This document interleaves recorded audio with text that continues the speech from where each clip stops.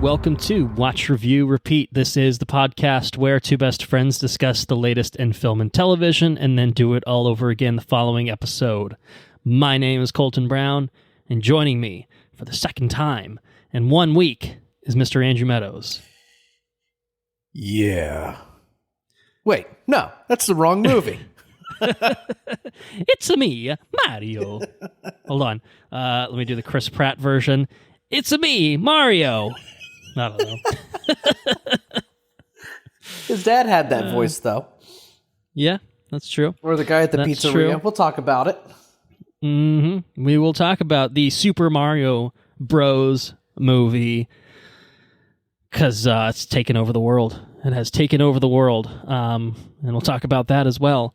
But yes, I say for the second time in 1 week, that may not necessarily be true in terms of when the episodes themselves are released, but Andrew and I are doubling up on movie coverage this particular week because for anyone that listened to our John Wick Chapter 4 episode, they would have heard that I am taking a trip to Europe quite soon, less than a week from flying out now. And so the idea is let's record a couple episodes, hopefully have them out before I leave on my trip because I'm not editing while I'm overseas. Let's put it that way. And then we'll regroup when I come back. But it was a busy March into April. Lots of good things to cover. So we wrapped up our March, movies and stuff with John Wick. And then Mario was right there. So we're here to talk about Mario and Luigi and Peach and Bowser and, oh my goodness, all the characters you know and love from the video games. So yeah, it's going to be a good episode because we have other things to talk about besides Mario as well. That's true. We intentionally withheld some news that came out of Star Wars Celebration, so we're going to do that on this episode as well. We got some headlines, some trailers, the usual fare as well. So it's going to be a pretty jam-packed episode. We're trying to pretty much wrap up as much as we can before we don't record again for 2-3 weeks, however long it ultimately ends up being. I will say, fucking HBO / Warner Brothers / Discovery, whatever the hell, they're all one kind of conglomerate now, did some big press event, I think yesterday or the day before, and I'm like, we got Star Wars news, like, we're not going to have time for that shit, so we'll cover all that when we come back at some point, because we will have plenty of projects to talk about when we return. So either way, we have plenty to talk about on this episode, including, perhaps, a fun fact. From yours truly, I think. I don't think you. What do we got? No, right? I'm not coming in prepared at all. Nope. So, I was trying to do a little bit of research for the Super Mario Bros. Movie. Trying to find like what's a good fun fact to talk about for this segment, and everything I was coming up against was like Easter eggs of references to the games within the film itself, and I'm like, that's fun and that's cool and that's great, but that's not really what we do here. So I think this might be a good opportunity to let listeners know, in case in case they're of the younger generation. I think people from our generation would know about this particular fact. But this is not the first time that the Mario Bros have made their way to the screen. No? You might recall in 1993, just a year after I was born, a couple of years after you were born, Super Mario Bros. Arrived in theaters. Bob Hoskins, John Leguizamo, oh yes, Dennis Hopper, just a true masterpiece. One of the greatest video game adaptations of all time, is how history usually remembers it. I'm sorry, I'm getting word through my headpiece that says actually people think it's one of the worst movies ever made. It's a film that you and I have seen. I've seen it multiple times. I've seen it multiple times. I feel like it was like a childhood classic, even though everyone at the time knew it was dog shit because it's fucking Mario. It's cool, right? It's like it's Mario, but exactly real life. What a movie! And it's a hell of a film. Honestly, we could definitely do a whole bonus episode, not only devoted to the film itself, but like how the hell it got made, what the response was. That would be something in and of itself. But it has a nostalgic place for me, I think, honestly, and I'm not going to defend it. I'm not going to say it's a good movie or anything like that, because it's absolutely bad shit. It's just a batshit film, and I think that's what I appreciate about it the most. Like, Bowser's just he's just a guy with spiky hair who turns into a fucking straight up dinosaur at the end. Yoshi's just a straight up dinosaur. Toad. Fucking Toad. Toad is like a guy who sings, he's like plays guitar and sings, and then he gets turned into a Goomba, which are just like these big fucking green lizard things with tiny heads.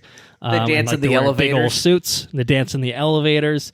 It's an absolutely unhinged film. So I would say, if you are indeed from a younger generation and you maybe enjoyed, this animated take from Illumination, the Super Mario Bros. Movie, maybe kick it old school sometime. Yeah, you could play, Super Mario Brothers on the NES, the SNES, whatever. You could also watch Super Mario Bros., the 1993 British-American science fantasy adventure film. You could do that. Directed by Rocky Morton and Annabelle Jankel. You could do that. You could do that. Oof. Or you could just stick with this brand spanking new, glossy, animated film of the Super Mario Bros. Movie. You do you. Whatever is your fancy. You like what you like. So that's my fun fact. Is remember that thing? Remember that thing that came out? What a thing it was, indeed. So with that, let us move on to some headlines. We only have a couple headlines. We have some headlines, a good amount of trailers, including at least the one that we forgot to include or at least that I forgot to include. I'm not going to blame Andrew. That I forgot to include for our last episode on John Wick. And then we'll do a dive into Star Wars Celebration. We'll try to keep ourselves mostly reined in, even though it is Star Wars and we get excited about Star Wars, and there were exciting things said about Star Wars, because we still got to talk about Mario after that. And so that'll be the game plan. So in terms of headlines, some kind of like Disney related things, animated things and stuff like that. Trying to get our paycheck synergistic with yes, paychecks are always good. I love a good paycheck, particularly when it's got lots of zeros on it. But just in terms of this is an animated film that we're talking about on this episode. Maybe we'll talk about some animated projects or a bit of both. As it turns out, for this first headline, Questlove is going to direct a live action / hybrid adaptation of the Aristocats for Disney. So I think there's a lot of really interesting components to this story. It's the feature film directing debut for Questlove. I think he worked on... He won an Oscar for the best documentary last year. You may remember that for a different reason. That was when the slappening happened. So I think his award got a little overshadowed. But he's a founding member of Philadelphia band The Roots. It's principally what he's known for. But obviously he's teaming up with Disney here to make a new take on the Aristocats, which is a classic 1970 film about some Parisian kitty cats who get kidnapped, get left in the country. They got to team up with some other animals and stuff like that. It's a Disney classic. I feel like I watched it maybe last year or the year before. Oh, well, I've seen it a lot recently. Yeah, I haven't seen it. I have seen it very recently because I remember watching it at Anna's parents' house, actually. It's for some reason. I think Anna wanted to watch it, so we just watched it. But yeah, it's supposed to be a live action / hybrid, I assume animation kind of thing. So I don't know if it's animated animals. Well, I don't know exactly. I don't know if it's full on Lion King or if it's live action humans mixed with animated creatures kind of thing. How are the cats just fully animated? Are the dogs just fully animated? Like how are they doing that?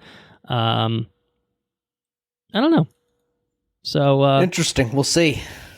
We'll see what happens with it. I mean, it's just yet another, in the Disney animated classic film to live action pipeline. But like I said, some interesting components to it. So we'll see what happens with it. Yeah. And I think the original is streaming on Disney Plus for anyone that wants to revisit the original. J. Thomas O'Malley. That's one of the cats. that teams up with the Duchess and the kittens. I was looking it up. So I was like, I feel like I watched this recently, and I'm like forgetting already a lot of it, but it was good. I did enjoy it. So there you have it. That's the headline number 1. Headline number 2, the final headline, in fact.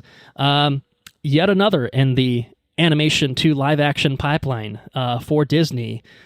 This one is a far more recent film. Moana is getting a live action adaptation to 2016 film. So it's quite a bit later. And they're teaming up with none other than Maui himself, Dwayne Johnson, to bring this to life. So The Rock's going to produce it. He's been shunted from DC at this point. so taking that Disney money. So he's no Fast and Furious bullshit. He's got too much of a shit fit with Vin, so he can't do anything with Universal.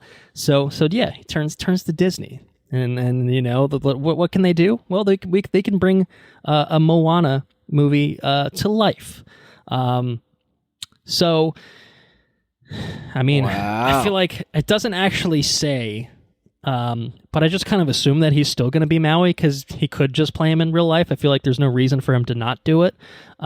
He's totally going to do it. It feels like an obvious thing for him to do. If he's producing it, he's going to start, and he might even direct the whole goddamn thing himself. We'll see. He'll do all the music himself too. So, he's The Rock. He can do whatever the fuck he wants. It's true. But yeah, they're bringing back some of the folks that worked on the original, including the original screenwriter. So yeah, I mean, it's just another one. They announced it as like part of a shareholder meeting type thing. So I don't think it's super close to like coming together. But it's basically just, hey, this is a thing we're gonna do. But The Rock came to us and said, I can't work for DC and I can't work for Universal. I will do anything for you, up to and including another version of Moana. So here we are. No, he seemed very, very thrilled to be able to do it. And I think that Moana film is fantastic. Do we need a live action one? No, of course not. Do we need a live action version of any of these Disney films? No, not really. No, but fine. If it's a good thing in the first place, it can be a good thing in a different version. That's right. It can also be vastly inferior or unnecessary. So you run that risk, of course, too. But I think one of the key differences, obviously, like, if you're bringing an Aristocats back around, like, you're capturing a new audience, several decades later. Doesn't really apply to something like Moana. But, like I said, it's good in the first place. It can still be good. So we'll see what happens. We'll see what The Rock brings to the table, with a live action Moana. Any other thoughts for you on that? No. I just all right. Well, yeah, fair enough. Well, sticking with some Disney stuff, but sliding on over to some trailers. Ooh. And Pixar, another arm of Disney at this point. We have an official trailer for Elemental, following on to I think a teaser that we would have gotten, probably a few months back, giving us a full look at the story, more in terms of what this movie's actually about, and revealing more of the visual language of the film. So how'd you feel about the trailer for Elemental? I'm glad to get some new footage. It feels like I've seen the same fucking train sequence over and over again. Very kind of self-contained. This gives you more. Gives you the idea of like, what is this film? Is it 2 hours of people on a fucking train? No, it's not. It's far more. Turns out there's far more. That's right. This looks cute. Looks like a cute kind of coming-of-age story, which, is good stuff. I'm all about it. Yeah, I will say, so there's a boatload of trailers that we're talking about between this and Celebration, and I don't know if it was like the combination of the lack of sleep or what I don't know what it was, but I swear almost every one of these fucking trailers that we watched just got me emotional. Like I was feeling things, You were feeling something? Elemental was no exception. I had the thought, and I was like, well, it's an animated film, so we know Andrew's going to cry. Oh, yeah, course, for sure. But for me, I was just like, oh, man. There's a little bit in there where she's like, it's starting to get me, I was so, I was just so wrapped up in doing what my dad wants me to do. I never thought about what I wanted to do. I think that was the moment. I was like, oh, God. Because that's going to come like an hour, 20, hour, 30 minutes into the movie, and it's going to fucking break you. It's going to break you, Same line. You've heard it 100 times, but whenever it comes around. Yeah, you go on that journey to arrive at that point. That, like, like it's that moment's coming. It's coming. It looks very good. I mean, Pixar will typically bring the goods in terms of the animation, and it looks top notch here. I think the design of the world seems really interesting and very colorful. Yeah. And the story looks like it could plumb those depths that sometimes Pixar movies tend to do. Not always, but a lot of the time they go places. And I think that I don't know. I think the concept's cool. Like, let's tell the story. You know which one I never saw that was kind of like animated similar was the one about the was it the emotions or the emojis? Yeah, Inside Out. Yeah, I don't think I ever saw Inside Out. But a good one. The concept of having these different like elements in their in a city and this and that, I think it's kind of cool. So it's creative. Yeah, it's the kind of thing that can really only be realized in animation. I think effectively. I think something like this would be very silly and hard to pull off in live action. And that's kind of, the sweet spot where Pixar can operate is bringing these kind of larger than life concepts to life in such a kind of magnificent way. So I'm excited to see what they bring to the table with Elemental, which is yet another movie that's dropping on June 16th. I swear there were at least 2 movies we talked about on the John Wick episode that came out that same day. That's right. So like, I mean, obviously you're going to be fucking busy in June for other reasons, but... No, baby time. You're bringing baby to the theater every weekend, it sounds like. There was somebody at... well, we'll talk about it, I guess. Never mind. Put that on pause. Yes, it's going to be busy. Is it a Mario spoiler? It is a Mario spoiler. Oh, okay. All right, we'll come back to it. But anyway, other thoughts on Elemental? You ready to move on? Yeah, we can move on. Looks good. All right, so we'll move on to something that is not coming out June 16th. It's coming out 2 weeks prior. Also June 2nd, Spider-Man Across the Spider-Verse.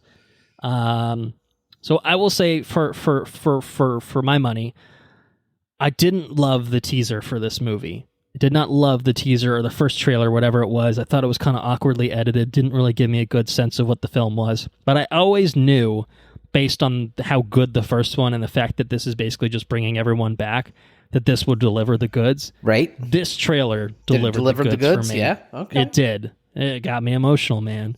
I was starting to feel like Kevin Smith anytime he watches anything on the internet. He watches like an episode of The Flash. He's fucking, he's bawling his eyes out. He sees anything. He starts bawling his eyes out.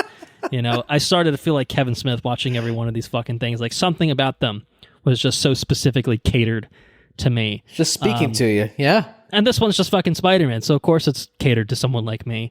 But I really thought that, we got the cross-sections of the Miles, and his parents' kind of storyline, and then the Spider-Verse-y shit. Looks like they're just, upping it to 11. You got 2099, who seems like a fucking real asshole, but, fun. And, just all of it, man. I don't know. Just this trailer for just really restored my confidence in basically everything. Like I'm now just like fully back on the hype train. Nothing stops this train. What's he going to have to sacrifice? The whole trailer's talking about sacrifice. What's he have to sacrifice? Is it his dad? Could be his dad. Could be his mom. Oh, could be Gwen. Could be Peter. I don't know. And it's going to, man, it's going to hurt. It's going to hurt. Could be none of them. Maybe he's Spider-Man, and as he says, Spider-Man does both, right? I don't know. Maybe 2099's wrong. Maybe Miguel doesn't know what he's talking about. Maybe. But I think this one's going to be an emotional whopper too. So, because they're doing this one, and then they're doing Beyond the Spider-Verse, which I think is maybe next year. Yeah, so like I don't know, like after. Is it going to feel like one movie split in half or not? But yeah, it just feels like there's something in there that's gonna weigh pretty heavily on you. And obviously, like for anyone that played like the Spider-Man PS4 game, that obviously had Miles in it and had an emotional arc there involving Miles, and it just kind of feels like, okay, well, maybe they can go that route too. So we'll see. Very much looking forward to Spider-Man Across the Spider-Verse. Like I said, fucking June, man. It's a jam-packed month. I won't be going to Europe then. I will be going to Vermont for that time, but I'll be stateside, so it's fucking fine. globe-trotting bastard. You're always somewhere. I'll be in Vermont, or I'll be in Europe in the Alps, or Amsterdam. Yeah, I'll be in my vacation home for the summer, and then I'll return to my vacation home for the fall before I move to my vacation home for the spring, where I currently am. In case you were wondering, and when I don't know, whatever. I get it. Yeah, I'm a very rich, sophisticated kind of guy, obviously. All right. Any other thoughts on Spider-Verse? No, it looks incredible. Big fan. All right. So let us circle back around to the thing that eluded being on my list of things to talk about for our John Wick episode. We got an official trailer for fucking Secret Invasion. It is, I think, now officially the next Disney Plus Marvel series. I was thinking we might get Loki season 2 next.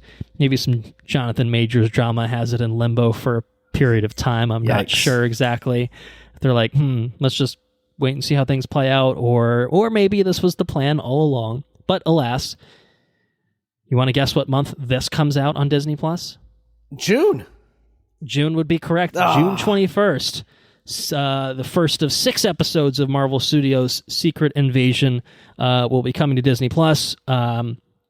It's Nick Fury, it's Samuel L. Jackson, and the Skrulls are here, and they mean business. They're maybe taking over governments, taking over people and stuff like that. So got a real, I guess, Winter Soldiery kind of vibe, I think. I would say that this seems like the espionage kind of thing going here. Most intense out of all the Disney Plus shows so far, I think. At least the way this trailer's composed, it seems, looks a touch darker. Yes, looks good. Of course, looks like the stakes are high.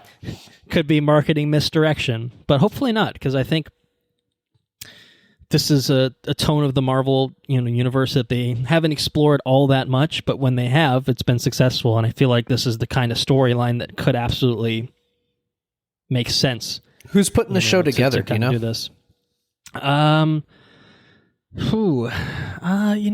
that is a good question. Let's see who is involved. I feel like it's not really like main players from that have worked on other movies. It's not the Russo brothers doing Secret Invasion? It's not the Russo brothers. They're busy with the Gray Man universe, and they're making something for Amazon, I think. Producing Extraction 2, as we talked about. It's created by Kyle Bradstreet, who worked on the USA Network series Mr. Robot. So, okay. You watched some of that, I believe. I did. I never think finished either of us finished it. Yeah. But he wrote on that, was also a producer on it. And it really looks like that's his claim to fame. There's a couple other things on his filmography that I don't particularly recognize. And all episodes are directed by Ali Salim, who, let's see, looks like TV director principally. A couple, really just directed a kind of TV here and there. So nothing that really stands out to me. But one director for the whole thing, which they haven't. I feel like they haven't done since. Like Falcon and the Winter Soldier almost feels like the last one where they did that. Because I feel like most of the other ones have had like directing teams of doing like a batch of 2 for the 6 or whatever. So it looks pretty fucking good. I think cinematography, story, all of it seems like it could be pretty promising. Yes, I'm excited. Okay. It looks like, espionage with aliens that can assume the identity of other people is just, it's body snatcher shit. You know what I mean? Right. It's a fun concept. Khaleesi's in it. She's a Skrull.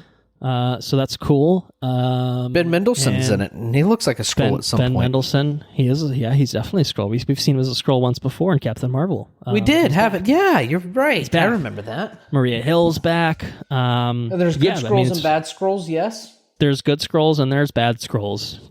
Ben Mendelsohn is at least thus far a good Skrull, but it seems like this is basically like a band of rebel Rebel Skrulls who are kind of fed up with shit and are basically saying, I'm gonna use my powers to basically better my kind. Now, take resources from Earth and such. So I saw some Viney arm situations, some scrolls. Yeah. That kind of reminded me a little bit of the Eternals. Yeah, like the Deviants or something. Yeah, different though, right? That's totally different. I think so. I think if anything, it's probably closer to like a Super Scroll kind of thing, which is a card in Marvel Snap, as you would well know. But but I think like traditionally, like the Super Scrolls can take on powers from like other characters and stuff like that. Right. Okay. So like I think Klurt, if that's the correct pronunciation, is like the traditional Super Scroll that's an enemy of the Fantastic Four, and he can use the power of each of the four kind of thing. So people are speculating maybe it's like a Groot-like power that he has. He's kind of doing a Groot thing. So I don't know, but that's kind of my guess.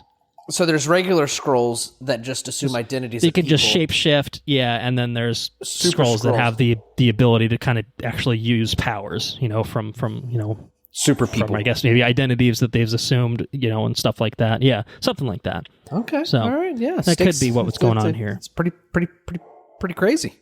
All about it. Hell yeah. All right. Well, June. The exact June 21st for first episode, and I assume it'll be a week-to-week job. So at least by the time it finishes, we'll be out of June.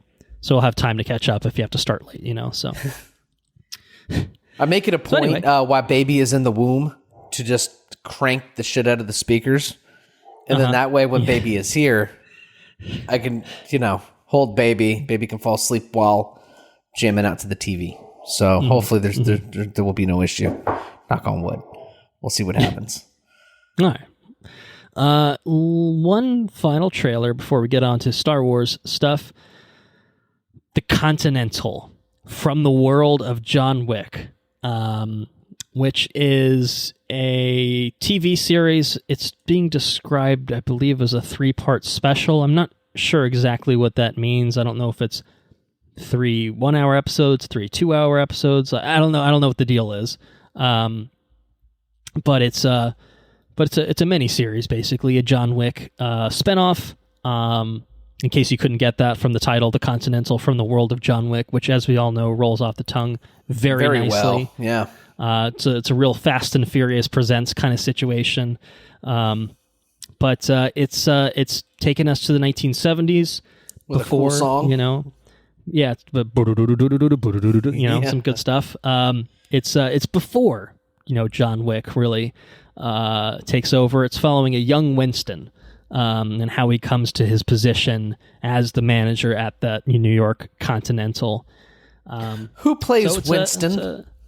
It's an actor by the name of Colin Waddell, who's an American actor who's mostly done, looks like, TV stuff prior to this. I can't say that I recognize him, and I am, at a quick glance, can't say that I have seen him in anything. So, I don't know. Doesn't mean he can't, he won't be good, but I can't speak to anything that he's done. But I do know that for some fucking reason, and this is completely buried in this teaser, actually it's not even buried, it's just completely omitted from the teaser. The second starring cast member in this is noted anti-Semite Mel Gibson. So it's what? Mel Gibson, he's a real nice guy. He's in this? Goes on Jew-hating rants and talks about how racist he is quite openly. But he's totally been canceled, as we all know. He's super canceled, but he's not canceled enough to not be in the second build starring cast member of a John Wick spinoff. So okay. So anyway, I think the marketing team recognized the impact that revealing that Mel Gibson actually is in the series would have. So he's noticeably absent from this teaser. Outside of that, what'd you think? Are you in for a John Wick TV spinoff centered on the Continental, or factoring that in even? I just would like it to be good. Coming off of the high of John Wick 4, we know it's not going to be as good as that. Probably. I mean, it would be a high bar for it to reach that. Even if it's as good as 1 through 4, you know what I mean? That's okay. I just want it to be. I want it to be I just want some cool shit. And I think we just don't want the franchise to feel diluted with like That's right. bad shit. You know, like it just happens all the time. A thing blows up in popularity, and then you try to capitalize on it, but you capitalize on it in a way that doesn't, you know, capture the same magic. You know, we saw it with the Harry Potter stuff, and obviously, again, we have another piece of shit diluting the brand with her views. But the Fantastic Beasts films alone were just like, these are bad. Yeah. These are bad.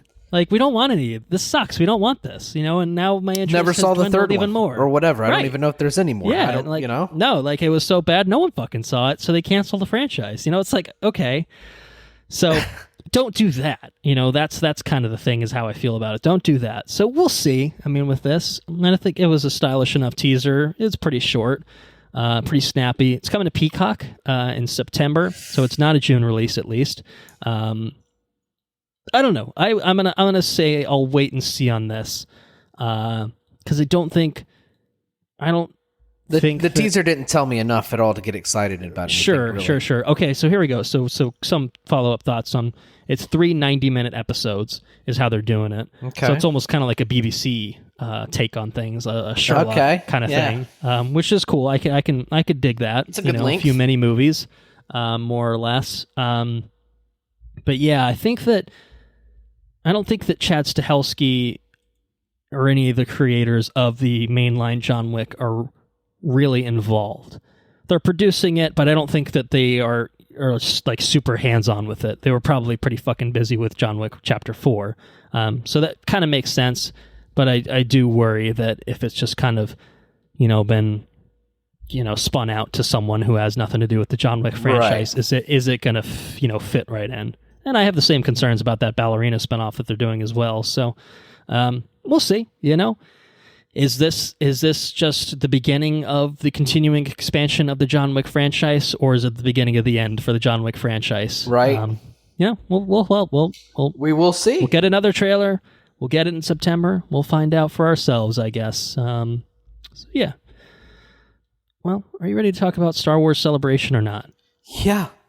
You are? All right. Yeah. Okay. Fun fact, yeah. I bet you didn't know this. Actually, this is where your fun fact is. Okay. Fun fact is, actually fucking went.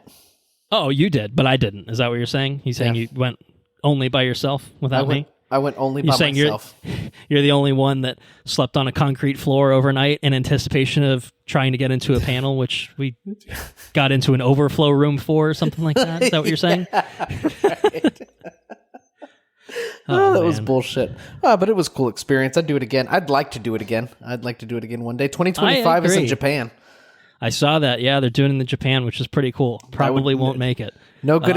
Good excuse to go to Japan, though, right? Yeah, that's a hell of an excuse to go to Japan. Not that we need an excuse, but it's just another one. Yeah, no. I mean, you know, it's kind of funny because I knew that. You know, for the longest time, I was always thinking, well, I think we're going to do Europe in April of 2023. And in the back of my head, I'm like, well, I know Star Wars Celebration is going to be in Europe in April of 2023. And of course, it was in London, not going to London, and the timing didn't work out anyway. But I had that thought in my head of like, well, what if I did it? Wouldn't that be pretty cool? But that's okay.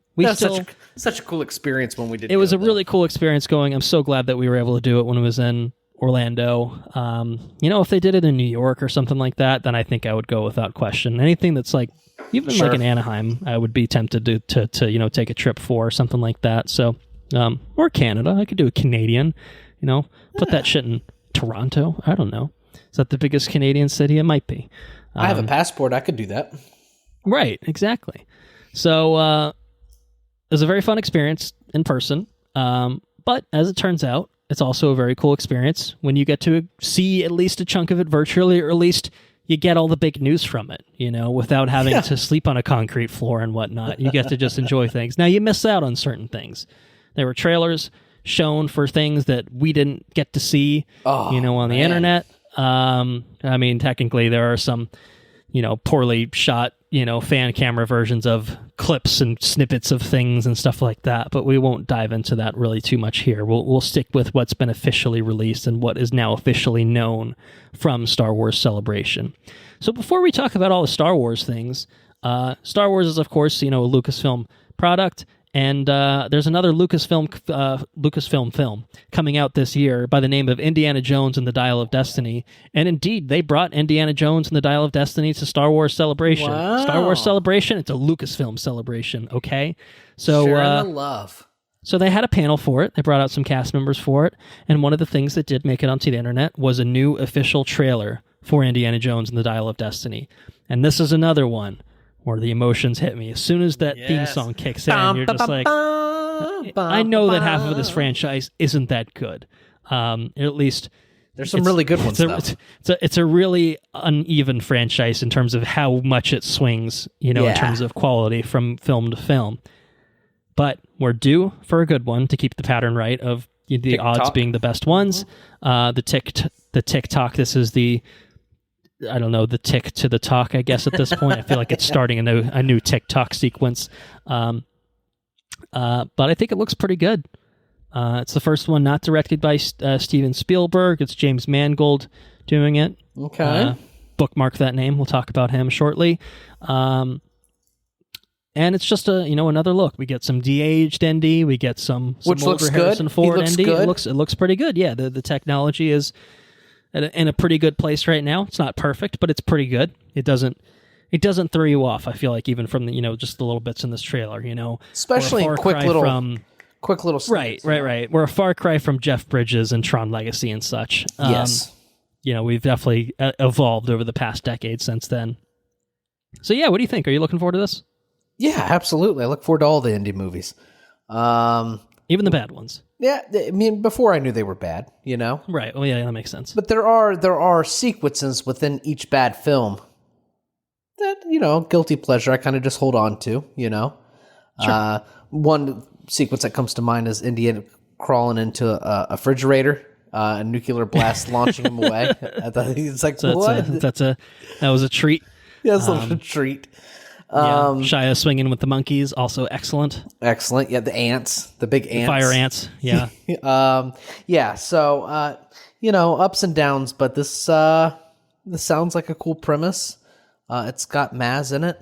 Maz is playing a fucking Nazi in it, but he's a Nazi in the before times, and he's probably still a Nazi, in the after times, but we see him in both time periods. It's kind of I kind of like how they're doing it by using that de-aging technology to be able to jump between kind of eras of Indy. I think that's kind of a cool way of doing things. Yeah, for sure. Yeah. Phoebe Waller-Bridge, added as his goddaughter. Who was that?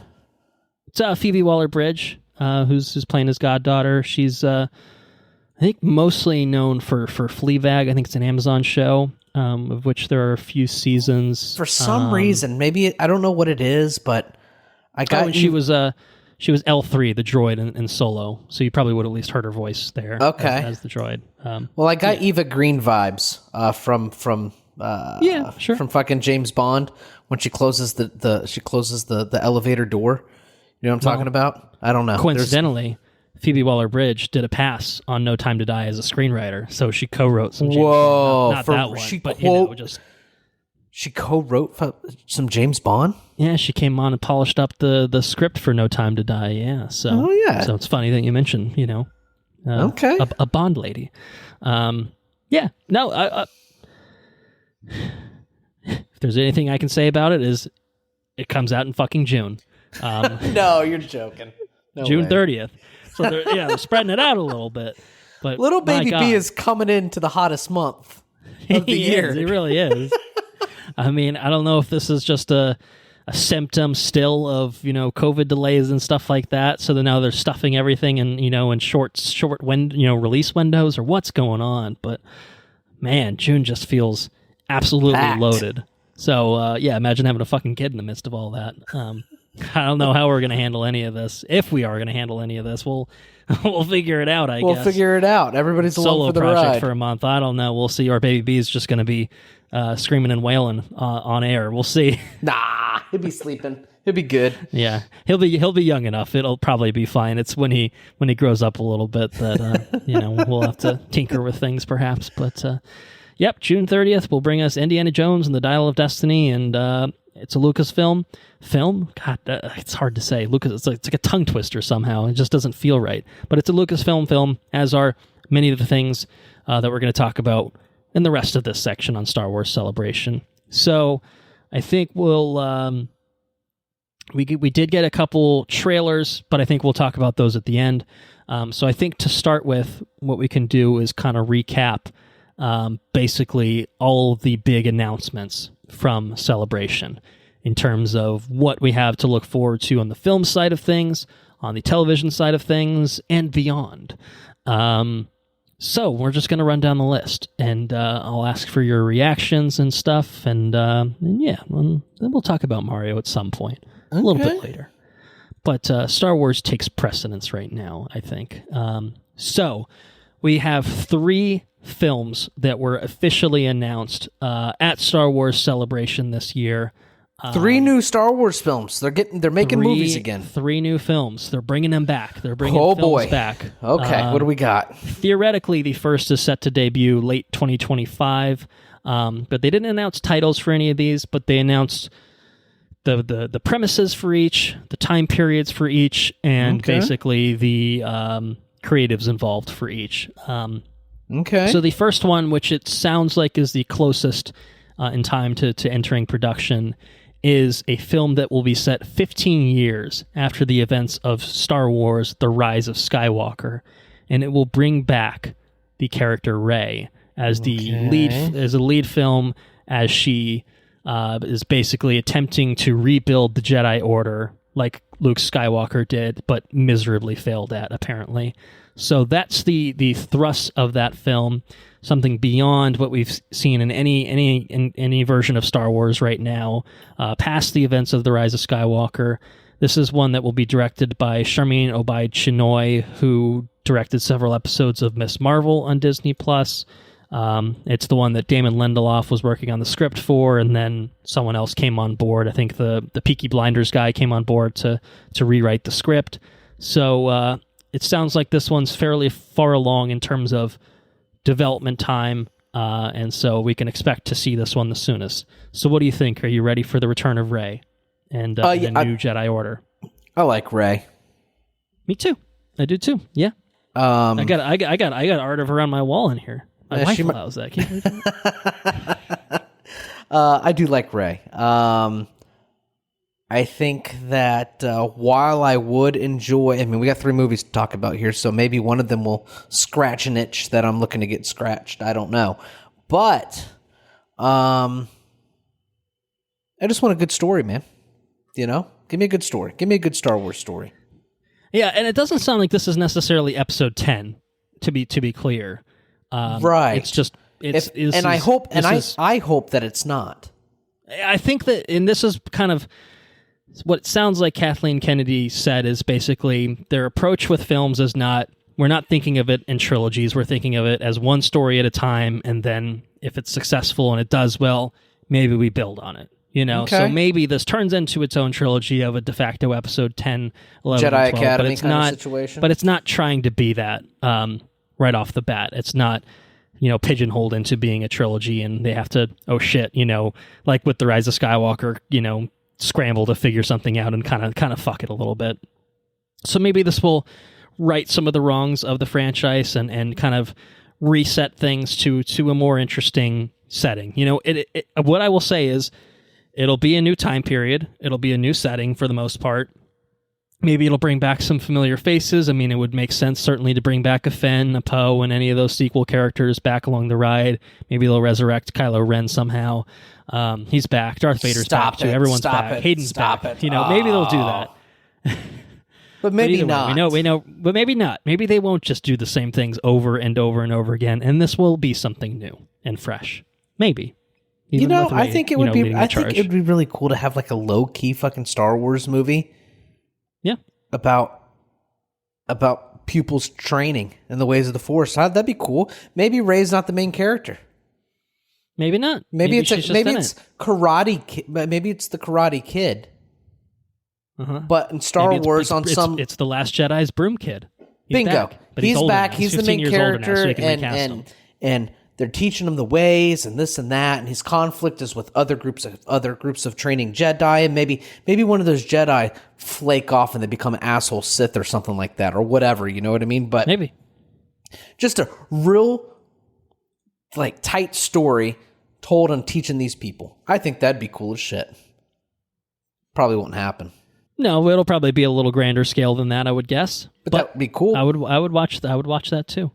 So we'll get that. That's film number 1. Film number 2 is James Mangold. The name I just mentioned in connection with Indiana Jones. Ford v Ferrari. He is going to, and Ford v Ferrari, 310 to Yuma, the Wolverine, Logan. He's going to be heading to a galaxy far, far away as well for a film that will go back way, way, way, way, way back in time, even earlier than the Old Republic. Whoa! It will depict the first ever Jedi to wield the Force. So, what do you think about that? Yes. Does that scratch the itch? Very yes. That is so incredibly yes. I can't tell you how incredibly yes that is. Yes. Okay. That's all you can say is yes. That's all I can say. Yes. Just give it to me right now. I will say no more on this subject. Man, do we know who else is involved? Nope, that's it. James Mangold, first ever Jedi before the Old Republic, because they basically laid out this whole timeline kind of thing. And so we have an upgraded timeline of Star Wars shit. Well, just kind of like a timeline of eras, basically. Starting with this first Jedi, going into the Old Republic, going to the High Republic, then like prequel era, original trilogy, sequel, and then beyond sequel trilogy era kind of thing. So I think they had like little names for each of them, but I don't actually have the graphic in front of me. But you could probably find it on the internet. Let's Google it. If you search places, Star Wars eras timeline. That seems like a good place to look. Here we go. I think I found it. I have Dawn of the Jedi, the Old Republic, the High Republic, the Fall of the Jedi, Reign of the Empire, Age of the Rebellion, the New Republic, the Rise of the First Order, and the New Jedi Order. Right, that makes sense, because the New Republic era is basically the Mando timeline kind of thing. So there you go. That's kind of that's Dawn of the those Jedi are the new looks eras. like the people from Clone Wars. There's like they look like the same person split in two. It's interesting. Wow. Yeah. I think that's kind of what Star Wars has been missing thus far, is branching things out. We've gotten so much original trilogy, or like right after original trilogy stuff, that it feels like expand your horizons a little bit. And they have done that with the High Republic, stuff, and we haven't really seen that jump to film and TV just yet. But I like that that's the direction of expanding, timelines and places that they're going to explore. Because it just opens so many opportunities for obviously these projects to fill those, to be within those spans of time, but then to also just have other projects, books, stuff that kind of fill the gaps. We always get that with the Star Wars canon of books, comics, games, kind of, exploring other stories in the kind of in-between times. So the more time that you have, the more places you can go. The possibilities can be pretty endless. So anyway, sorry, I rambled for a second while you seemed blown away by something you were looking at. Yeah, I'm just getting pumped for this James Mangold project. Yeah. Well, it sounds pretty fucking cool. He says that it's a very cool concept. It's going to be akin to the Ten Commandments movie. Did you ever see that? Oh, yeah. Okay, I remember. I forgot that he had kind of offered that quote. Yeah, that's pretty fucking cool. It's pretty cool. All right, man. Yeah. Game. It's Star Wars. I'm so excited. Film number 2. Film number 3. Dave Filoni is directing a Star Wars film. It will basically be the conclusion to the Mandalorian verse in the live action film space. So it'll basically be where Mando is building, where the Book of Boba Fett has been building, where Ahsoka is building, Skeleton Crew, all the things we'll talk about on this episode as well. Basically, a film set within the New Republic era that will bring all of these things together and theoretically to a head. So maybe it's just a big fucking Thrawn movie. I don't know exactly what it looks like, but it's Dave Filoni, who is basically the guy, at this point, now that George is far past Star Wars, has obviously handed over the keys to the kingdom. And Jon Favreau, Johnny V, will be involved as well. Okay. That sounds cool. I mean, so all the properties currently made on Disney Plus are going to culminate into one film sometime. Yeah, like an Avengers style kind of thing. Oh, okay. You're getting a bunch of TV shows, which are the equivalent of all your build-up Phase 1 movies, and then we're getting the Avengers to end it all kind of thing. Okay. And maybe the storytelling continues beyond that, who's to say? But that's kind of the idea, I think, is let's bring it all home. Let's bring it all together at the end. So that's kind of the idea, and I just, Dave Filoni in his hat, I hope he directs the shit out of a movie. I think that's just awesome for him, obviously, to have come from he's built the Clone Star Wars, Wars to basically, again, he's the Star Wars guy at this point. It's fucking cool. It's pretty cool. Here's a question, and I don't want to sound any particular way. Why is Dave Filoni not Kathleen Kennedy? Well, I mean, I think it's... Is it because he doesn't wear the business hat and Kathleen Kennedy does? Yeah, I think that's probably the long and short of it. Is he's a creative at the end of the day, and his talents are better served, having a hand in all of the Star Wars things, but not really on the business side of things. So, I mean, I'm guessing that's kind of what it is. Maybe there's a point where he does jump to that role, when he's over kind of doing the actual thing, being there day to day doing this sort of thing. But that's my guess. That's just kind of where he is. I don't think we would have had at this point. His trajectory is just going higher and higher and higher. So again, maybe that's what gets him to that point, is doing these sorts of things, doing a film, doing another film, and then he's there. I don't know, but he's never really been. He's always been a creative. He's never really been like the producer, I guess, kind of type. I guess his name is just as prevalent. I guess he's producing the Mando and all those. So, as George is at this point, you know what I mean? He's attached with almost everything. Yeah. Yeah.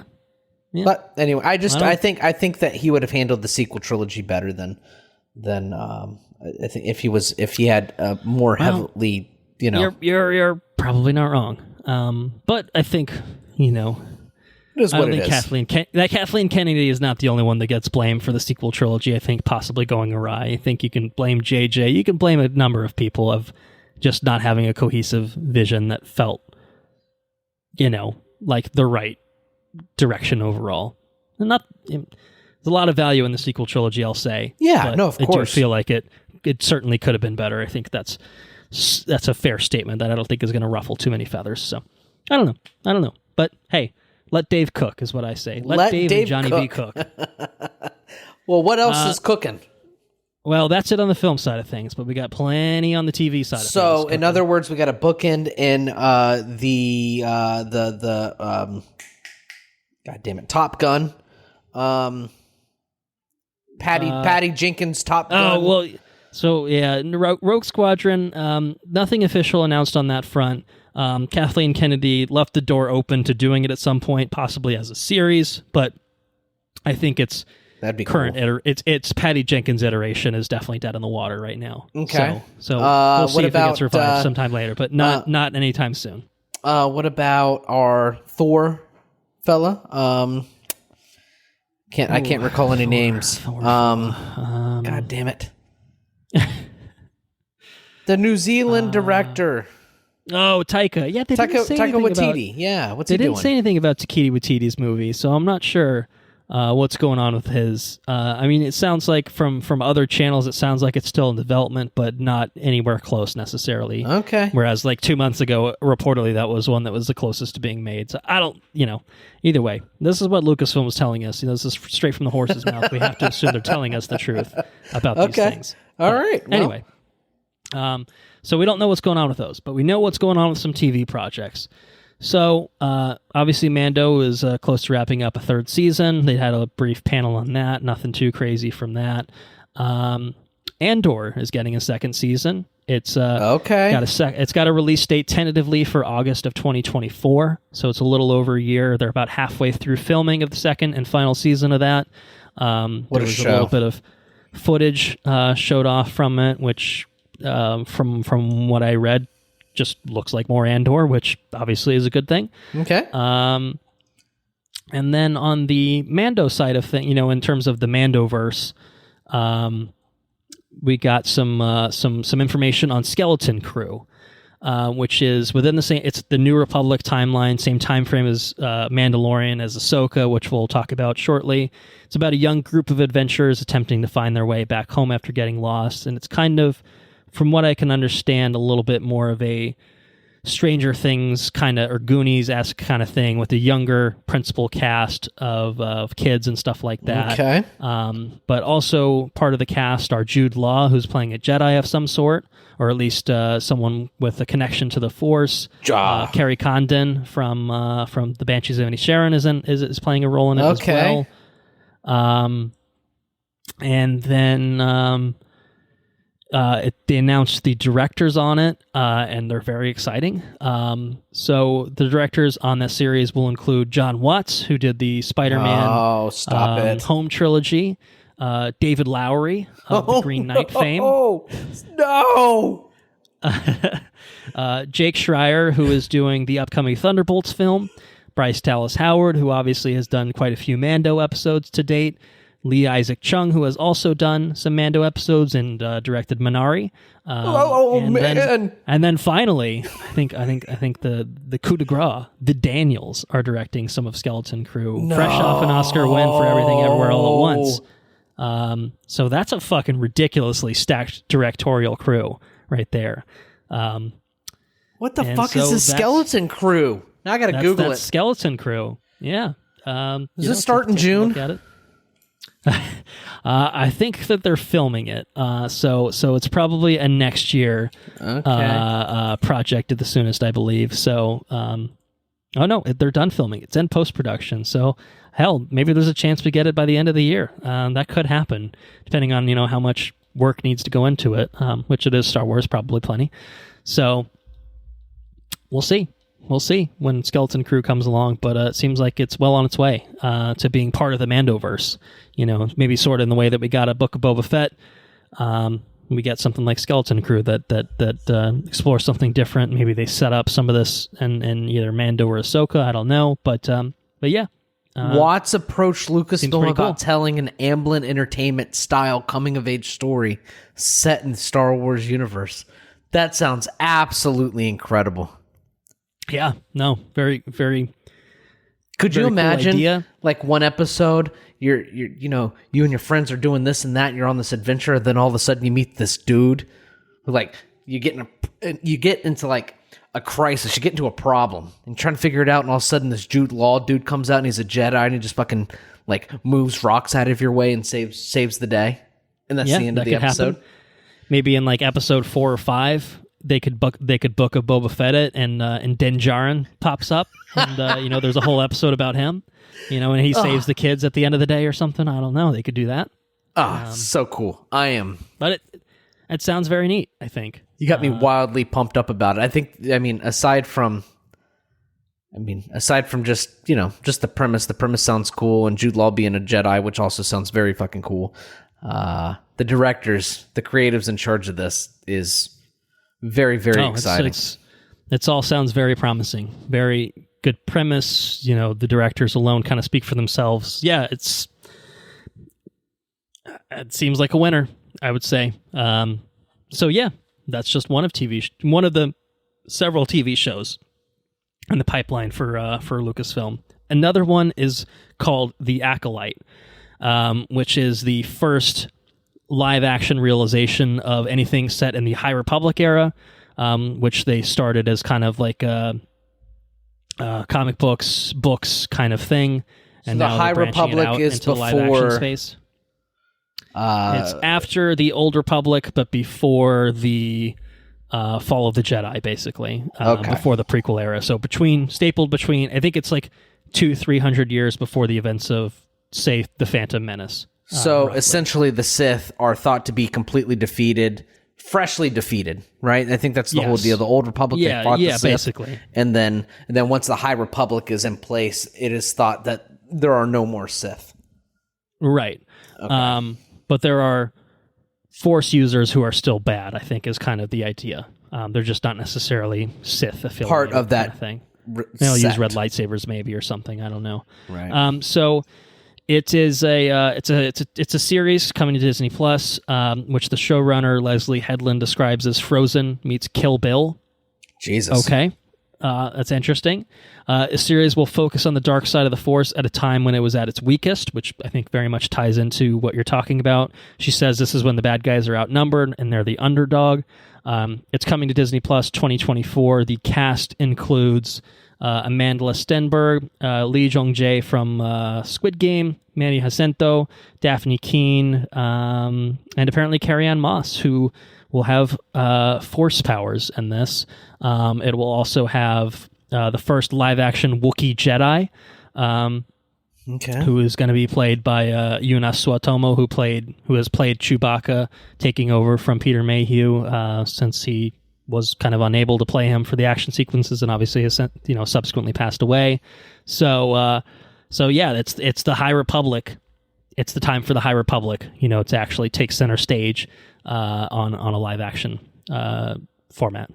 So cool, a totally different era of Star Wars that will, I think, feel fresh because it's going to be different. Yeah, there's a bunch of people with lightsabers and Jedi and shit, but I think it's going to feel very different. Which I wonder if they're going to make the Jedi feel like pompous assholes. Maybe. You know what I mean? Like they come in and like, oh, blah, blah, blah, building blah. To, like the Jedi Council and the prequels where they're all just a bunch of dipshits that they're undoing. Like, let's just give this guy a bunch of powers to just do whatever the hell he wants. Oh, no. You're telling me that Palpatine was a Sith this whole time? No way. Yeah, no, sounds good. I'm looking forward to it. And then, yeah, there's more. I know, it's crazy, right? Oof, so much Star Wars. Star Wars The Bad Batch is getting a third and final season, which will be coming, I believe, next year, they said. Yeah, I haven't gotten very far on season 2. I'm 2 episodes in. Okay. I am 0 episodes into season 1, but I liked those Bad Batch episodes that we got in that series, that extra season of Clone Wars that we got a few years ago. So, that was good. It's true. So I like the characters. I got to catch up on Rebels. I'm very incentivized to catch up on Rebels for reasons that we'll talk about soon. But I think Bad Batch, I've heard very good things about.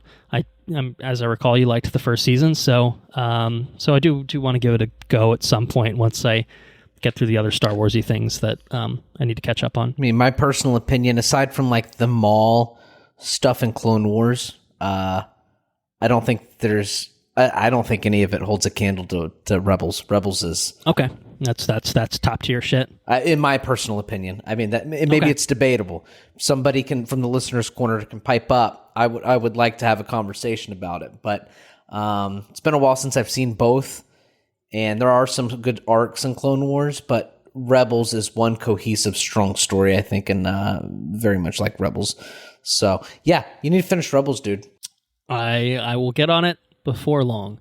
I think, aside from the things that we got trailers for that we'll talk about in just a moment, Star Wars Jedi Survivor is coming out very soon, April 28th. The sequel to Fallen Order. Cal Kestis is back with BD1, lightsaber and about and such, and so we're getting more of that. We'll see where the story goes with his involvement. He's a couple years older. I think it's a few years after the events of the first game. And then the High Republic publishing initiative is continuing into its third phase. Trials of the Jedi is what it's being called. And this is kind of the point where it's going to spill over into live action with the Acolyte. And you're going to have characters who were introduced in the books and comics jump, off the page onto live action with the TV show, which is pretty cool. Kind of see that feed back and forth. I feel like I'm behind in the Star Wars shit. Brandon Sanderson. I have a lot of High Republic stuff that I have, but yeah, I'm bad at reading in the first place, and I've been reading other shit. So you get stuck in the Sanderson thing, and you're just like, I'm just going to be here for 2 years because there's just so much to dive into. So just accept it, and you're fine. But that's it in terms of things we got details on. But we got trailers for things. We got 2 trailers for things, and I think they're both very exciting things to talk about. So we'll start with Star Wars Visions, which is coming back for a second volume that we got a trailer for. This one, unlike the first volume, is going international with the animation studios involved in it. It's not just Japanese studios, it's studios from all around the globe that are working on this, giving it a distinctive animation style. We're getting the Wallace and Gromit animation team working on this, amongst many others. So, 2D animation, claymation, lots of different things that Star Wars Visions is bringing to the table with Volume 2. So, you were a big fan of Volume 1. Does Volume 2 bring the same level of intrigue to you? Yeah. Yeah. You get the first sequence, which looks. I feel like it's like their Ronin equivalent for this volume. Almost. I guess so. Like going heavy on the visuals of it. Maybe not as cool as the Ronin, perhaps, but no, it's just a different animation style. I'm not the biggest fan of this animation style, but when the lightsabers kind of like start swinging and you have all the particle effects and stuff, that was really cool. I really like the third art style. Okay. You get the kind of particle effects, like? And then you get a brief claymation portion of it, and then and man, then you get the whole sequence where they're racing the bikes on like what looks like the rings of a planet, which looks so fucking cool. I like I like how there's this part in here where where someone's talking to a stormtrooper about she's got special powers, and like it's this old reclusive lady just like hiding this thing carved into the under her pond. There's a lot of cool shit in this trailer here. Yeah, it's interesting. I think it's a lot of cool shit, but it doesn't seem to have the same level of unhinged craziness that the Japanese animation studios brought with the first volume. This one feels a little bit more generally, closer to a usual Star Wars vibe, but again, still brought to life in such a different way than we're used to seeing. Obviously, Star Wars, for the most part, has been kind of that 3D animation style that we've gotten with Clone Wars and Rebels and Bad Batch and all that, and this is going to totally different places, obviously totally different stories that I'm sure we're going to get and stuff like that. But yeah, but you don't have any of the super you don't have 19 lightsaber blades flying around in space without oxygen masks. So that sort of zaniness. But it does feel like it's still bringing a lot of creative energy, to Star Wars. And I'm excited to see different sensibilities, applied to Star Wars too. I really like that one where she drops and like her dress and everything like yeah, that feels a little bit more outlandish, compared to things that we traditionally but get then with I'm Star saying Wars the same stuff. thing as the stormtrooper. He's got his helmet off. He's like, whoa. That's what I'm saying. This looks absolutely, on point. I could not be more excited. I think May 4th, I actually looked it up after this, after I saw this trailer. God, I hope this is on a Saturday that I'm off. It's not. It's on a Thursday. You can always watch it on a Saturday that you're off, perhaps, but it's true. It's like I want to grind all 9 episodes. It's on Star Wars Day that it's coming out. May the 4th. May the 4th be with you and whatnot. So it feels like a good time to drop something like this. So I also like the look of the TIE fighters too. It's pretty fucking cool. They look really menacing. I don't know. I really, really, really enjoy Star Wars Visions. Yeah, each episode's going to be a totally different thing. And that's kind of what makes it fun. You're going to like more, some more than others, but again, that's how it goes with this anthology style. And it's just about seeing cool different animation techniques and seeing unique and interesting visions of the Star Wars universe. And it breathes hope in like the stories that they tell in film and for mainline stories, you know what I mean?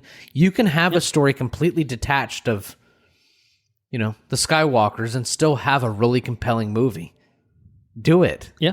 Just do it. Yeah. And it sounds like they're moving in that direction, you know what I mean? So, right. At this point, they've wrapped up the Skywalker saga. Let's be done with it. We've covered everything we needed to cover there.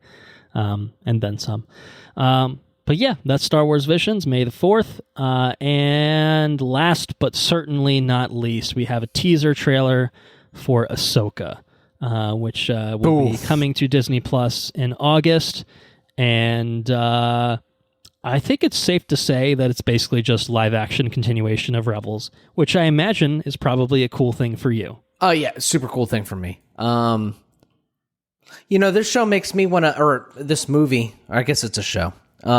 It's a show, yes. Yeah, it kind of makes me kind of want to revisit Rebels. Rebels has a lot of episodes. It's a huge undertaking. But man, I'm rewatching it. I'm looking at it. Yes. It looks like a continuation of the Rebels story, which is cool. I don't know what the two... Obviously taking it to a different timeline. Characters are a little older. Some characters are not present for this reason or that reason. Maybe they'll come back for this reason or that reason. But very much continuing, it seems like, the through line of Rebels, both in terms of, the characters that we do see. I mean, Ahsoka obviously was a character that appeared in Rebels, first appearing in Clone Wars, has now appeared in The Mandalorian. But we see looks at Sabine. We see looks at Hera. We see looks at one Grand Admiral Thrawn. Yes. In the flesh. Which is from behind. We don't get a face reveal here, but we see he's there. He's there. There's a little hologram of an Ezra Bridger. So we do you think they keep the Thrawn music things from Rebels? Have you met Thrawn in Rebels yet? I have not gotten that far. I think I finished season 2, and I think Thrawn is season 3 is where they bring him in. So I'm like, I think I'm like knocking on the door of when that all comes to pass. So, which is to say, I absolutely will be watching all of Rebels and finishing Rebels before August, because this just feels like you're going to be a little lost, or at least not going to be able to appreciate it as much if you don't have the Rebels background. With it seems like there's so much prominence. Obviously, it's an Ahsoka show, so don't get me wrong. It's as long as you care about Ahsoka, and can follow her storyline, you'll probably be fine. But I think seeing like live action iterations of Sabine, Hera, Chopper's in this, like Thrawn, like it just feels like there's so much that's going to pay off for anyone that cared about Rebels, such as yourself. So I would have put the Thrawn, like the sequence that they have of Thrawn in this teaser, or this teaser. I would have put at the end, and I would have had the Thrawn music play. Yeah, like that's a little sting at the very end of the trailer. Exactly, kind of that's the way I would have made it, and it would that could have been pretty fucking hype. It would have. And she says the thing, he's returned as heir to the Empire. Like, are they just going full fucking, Timothy's on with this shit, This is the one that like Dave Filoni is like fully in charge of. He's directing everything. Well, he's not directing everything, but like in the way that Mandalorian is Johnny V's baby, this show is Dave Filoni's baby. Is that right? Okay. As Bennett will be your and Sarah's baby. That's the sort of thing we're talking about. So yeah, it's obviously the next chapter in the Mando universe, but certainly exploring a different side of that timeline. A lot more Force users. We see fucking Ray Stevenson is in this playing some sort of, I don't know, maybe Dark Jedi. He's got some cool looking orange lightsabers and shit. Yeah, and he has like the most stoic lightsaber stance. He's just yeah, it doesn't give a fuck when that thing ignites. Doesn't faze him whatsoever. I don't know. It looks cool visually. It looks very cool. I'm excited about it. I think it's going to be. It looks very Star Wars-y, like the space combat and stuff. Like all of it just feels right. It feels like a live action Dave Filoni animated thing, and I think that's just awesome. I am showing up with bells on. Yes, I am. I could without a doubt. Man. So two follow-on pieces of news related to Ahsoka specifically that were revealed either at Celebration or have been revealed since. The great man, Lars Mikkelsen, is back as Grand Admiral Thrawn. He is jumping from animation to live action to portray Thrawn physically. Good for him. And why not? He looks like him. He definitely is going to sound like him. Like it would have felt silly, I think, to do it any other way. I think with him particularly. So it's good to have confirmation of that. And Wes Chatham, who played Amos on The Expanse, is going to be playing a character that's described as his right-hand man in the series. That's got to be the fuck's his name from the books? Is that him from the books, you think? I don't know. I don't know. I don't know. It's like Captain Paleon or something like that, who's kind of been a character. I don't know how they're going to do it. I don't know if it's going to be an original character. I don't know how to do it. Maybe they'll bring in some Salamari or whatever they're called, and drain some force out of the room, and I don't know. Yeah. Like, how close are they? Like, are they really just going to bring a lot of the old EU stuff back in there? Are we going to get Luke, a clone of Luke or some shit? Like, how ridiculous are they going to get? Joris Sabaoth, like, what are they going to do here? Like, how much are they going to really pull on that? I don't know. We'll see. But let Dave cook. Let Dave cook. That's it. That's the theme. It's the theme for the night. Let him cook. Let him cook. And whatever he's cooking up looks pretty fucking cool to me. So I don't know. I feel like I know who you're talking about in terms of like who that character equivalent is, but I don't know if it's necessarily going to be that character, an equivalent, or an original character with kind of an original angle. So I can't remember his fucking name. Remains to be seen. It's going to eat me up. I'm going to find it and I'm going to announce it randomly. You just shout it at some point. That sounds good. All right. So I think that does it for Star Wars Celebration. Unless you have any other final thoughts you'd like to offer.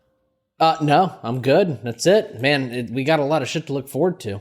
We do indeed. Star Wars fans, maybe a little bit burned by the lack of films recently. Rise of Skywalker kind of, ending things on a little bit of a sour note for most people. But the future may still be bright, all the same. So yeah, Star Wars. And Indiana Jones. We got Indiana Jones this year. So yeah, hell yeah. Lucasfilm's, they're doing all right.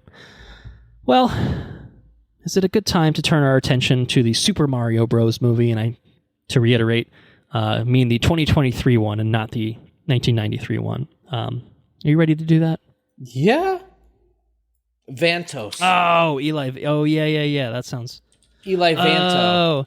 Oh, right. From the new canon ones. I was thinking about... Yeah. No, I never read the ones. old ones. But yeah, Eli Vanto, he sends him to the Chiss Ascendancy. He's like, you've served me well, you're smart, and you're all this. I'm going to send you to my people so you can help them. Yes, okay. Well, anyway. Yeah, dude. Anyways. There you go. We closed that loop. We're good. Now we can talk about Mario for real this time. Woohoo! Yahoo! Yeah. Yahoo! It's a me. Yeah. It's time to talk about the Super Mario Bros. Movie, which you can catch in theaters right now. It was written by Matthew Fogel, directed by Aaron Horvath and Michael Jelenic, stars the voice talents of Chris Pratt, Anya Taylor-Joy, Charlie Day, Jack Black, Keegan-Michael Key, Seth Rogen, Fred Armisen, Sebastian Maniscalco, and Kevin Michael Richardson. In this lovely little film, Brooklyn plumbers Mario and Luigi are transported to an alternate world and become entangled in a battle between the Mushroom Kingdom, led by Princess Peach, and the Koopas, led by Bowser. King Koopa, if you will. So I think we need to have a box office breakdown because we have a thing or two to talk about on this part of the podcast. So, box office breakdown. That's good. That's very good. I was worried I was going to fuck that. I felt good about it. I felt good about it. Super Mario Bros. Movie is crushing it big time. It is the biggest debut ever, I believe, for Illumination as a studio. This is the studio that's tackled the likes of Despicable Me and the Minions and whatnot. I believe it's also the largest opening gross for a video game adaptation of all time as well. So it's beating the likes of your Sonics, your Uncharted's, and such. And so it brought in... on its opening, so it actually opened on a Wednesday, so opening weekend's probably not the most helpful metric. So it opened on a Wednesday, and it had basically a 5-day debut in which it brought in about $204.6 million domestically, and worldwide for that span, it brought in about $377 million. So it's playing well in North America and all over. Obviously, it's a very family-friendly film. Unlike John, it's quite literally almost half the length of a John Wick Chapter 4, and a very PG. Or is this not even just this? Probably just got a straight up G rating if I had to guess. I'm gonna fact check that. I would be shocked if this got a PG rating. This is totally PG, dude. I don't think I've ever seen a movie that in the last 10 years. I don't think I've seen a G movie. I don't know, maybe Bowser alone got it to PG. I don't know. I'm trying to. I mean, there's violence. They punch each other. Yeah, I guess, but it's pretty fucking tame. Yeah, this is like the tamest fucking, like, even for animated movies, it's pretty fucking tame. Mario rating. It did get a It's PG. Action. Yeah, totally. Action PG. and mild violence. You're right. The punching took it from G to PG. But this is fucking borderline shit right here. Anyway, it's Mario. Come on. But anyway, obviously it's been out for longer than that span of time by just a little bit. It's been in cinemas as of recording for just over a week. And its worldwide total has already crossed the $400 million threshold. It's at $427 million worldwide. And it's a movie with probably a good, healthy budget of $100 million. But wow. I think it's a rousing success. I think for everyone involved, for Nintendo, who was directly involved in the production, for Illumination, who obviously was entrusted with the rare opportunity to bring a Nintendo franchise to life. So it's doing well. It's doing very well. Yeah. What'd you think about the Super Mario Bros. Movie? I think that this movie, despite its Rotten Tomatoes score, that's true. It's been very divided. I think the critics are like, this is okay to fine, like kind of mixed. None of them are overwhelmingly positive. Whereas I do feel like the audience scores have been overwhelmingly positive. Like, people are loving this shit. Like, obviously it's making a fuck ton of money. That doesn't always mean that people like it. It just means that it's popular for one reason or another. But it does seem to be the case here that the reason it's making, I think, as much money as it is because people are really enjoying their time with it. So, anyway, with that said, continue. With that said, despite its rating, I think that this movie, for my 2 cents, I think it was better than it deserved to be. Like, I didn't need a movie this good. I had a wildly good time with this movie. Okay, and what was your cinematic experience? So, like? cinematic did you experience go is premium this. format or anything? See with a bunch of fucking kids running around? We went and saw this movie Rugrats? at 11 o'clock in IMAX in Brandon. On like a Sunday, right? On Sunday. Okay. On Easter Sunday.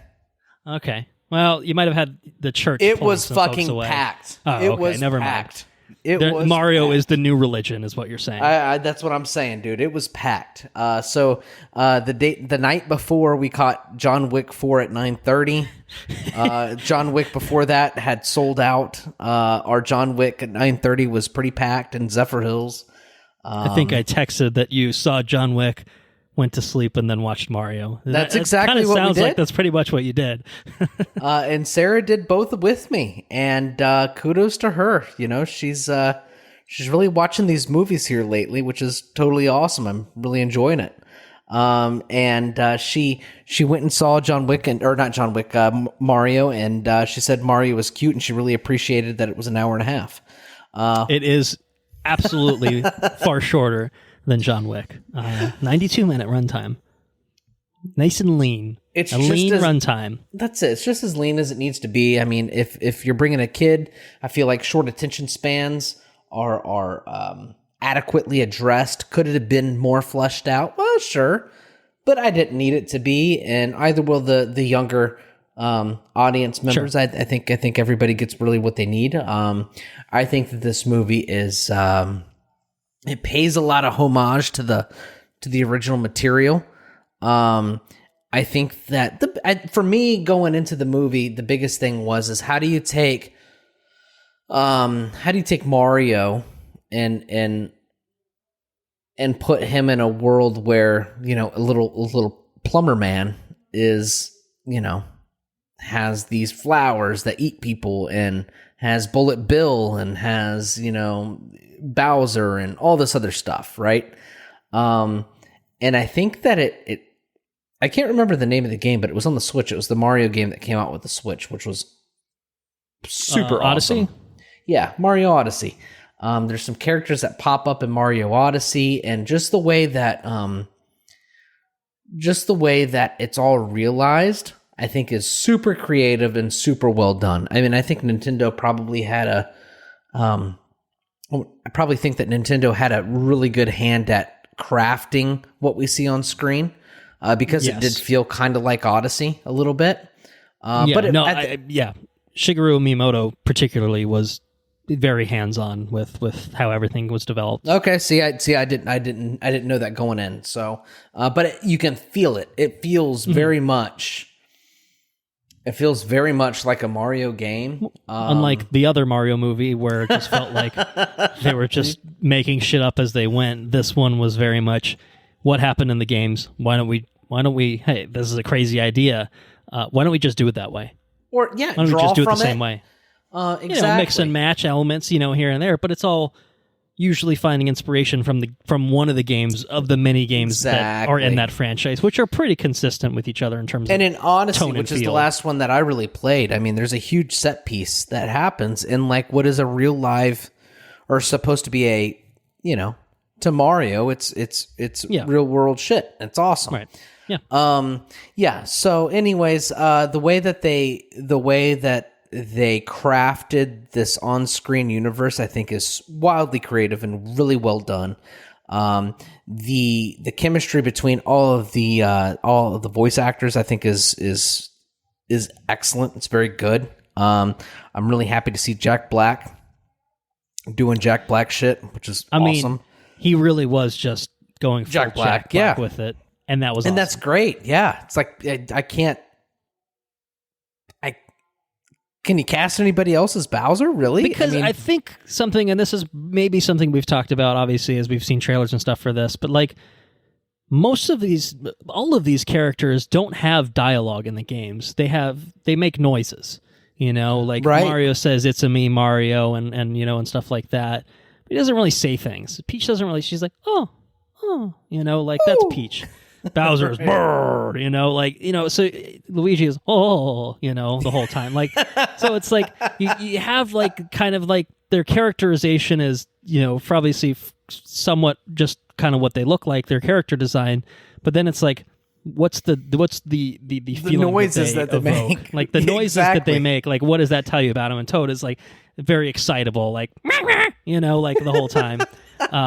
Like, so like all you have to go off of is just noises, and like Donkey Kong just makes fucking ape noises. You know what I mean? So it's like you kind of have to fill in the gaps. And so when you're making a movie, you can't just get away with a silent film filled with, or a dialogueless film with just noises being made. So I think there was always kind of gonna be a kind of weirdness to the fact that you're having fully voiced versions of these characters. But I think it's pretty seamless, and honoring the spirit of all these characters while still giving them, actually fully voiced dialogue to have a movie with. It felt like these characters felt like how you would expect them to be. Right. It all felt in line with what it should have been. No one really felt Mario was a good big brother, right. and then Luigi's scared shitless of fucking everything. Which was hilarious. Charlie Day is perfect. I mean, yes, yeah, it is perfect. I think Jack Black is number one. Charlie Day is also a standout, and I gotta say, Keegan-Michael Key as Toad, I thought was fantastic. Dude, fucking Seth Rogen, Seth Rogen as DK Donkey was Kong. Excellent. Yeah. Yeah, what do you want? The way they animate Donkey Kong dancing there's a specific on the scene, I fucking don't think thing. it's a spoiler. I feel like they give him the Seth Rogen laugh very deliberately at one point. I don't remember exactly what the context is, but I remember getting a good chuckle out of it myself. But it was good. He played. I don't know.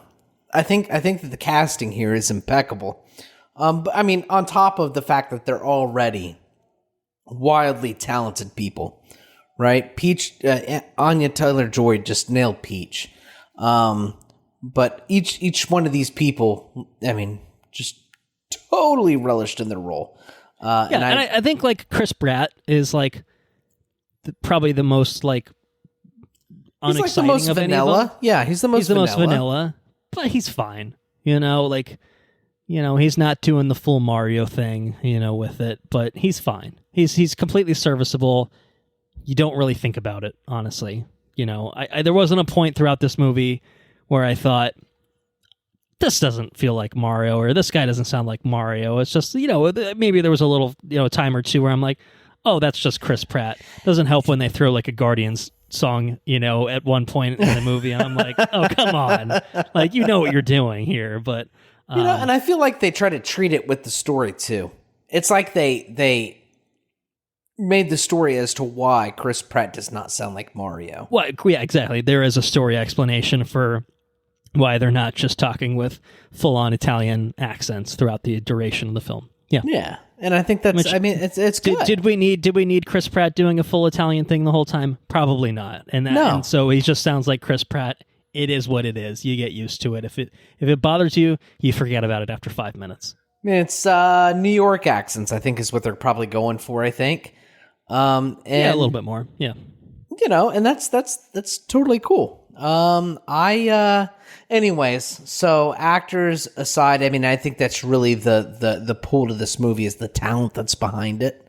If we're going to talk about animation, I think it's beautifully animated. I think that Nintendo picked the perfect place to animate this movie with a studio that's made like stuff like Minions and whatnot. I think that they and I think they did the Sing. Didn't they do Sing too? Sing and Sing 2? I don't know if that was them.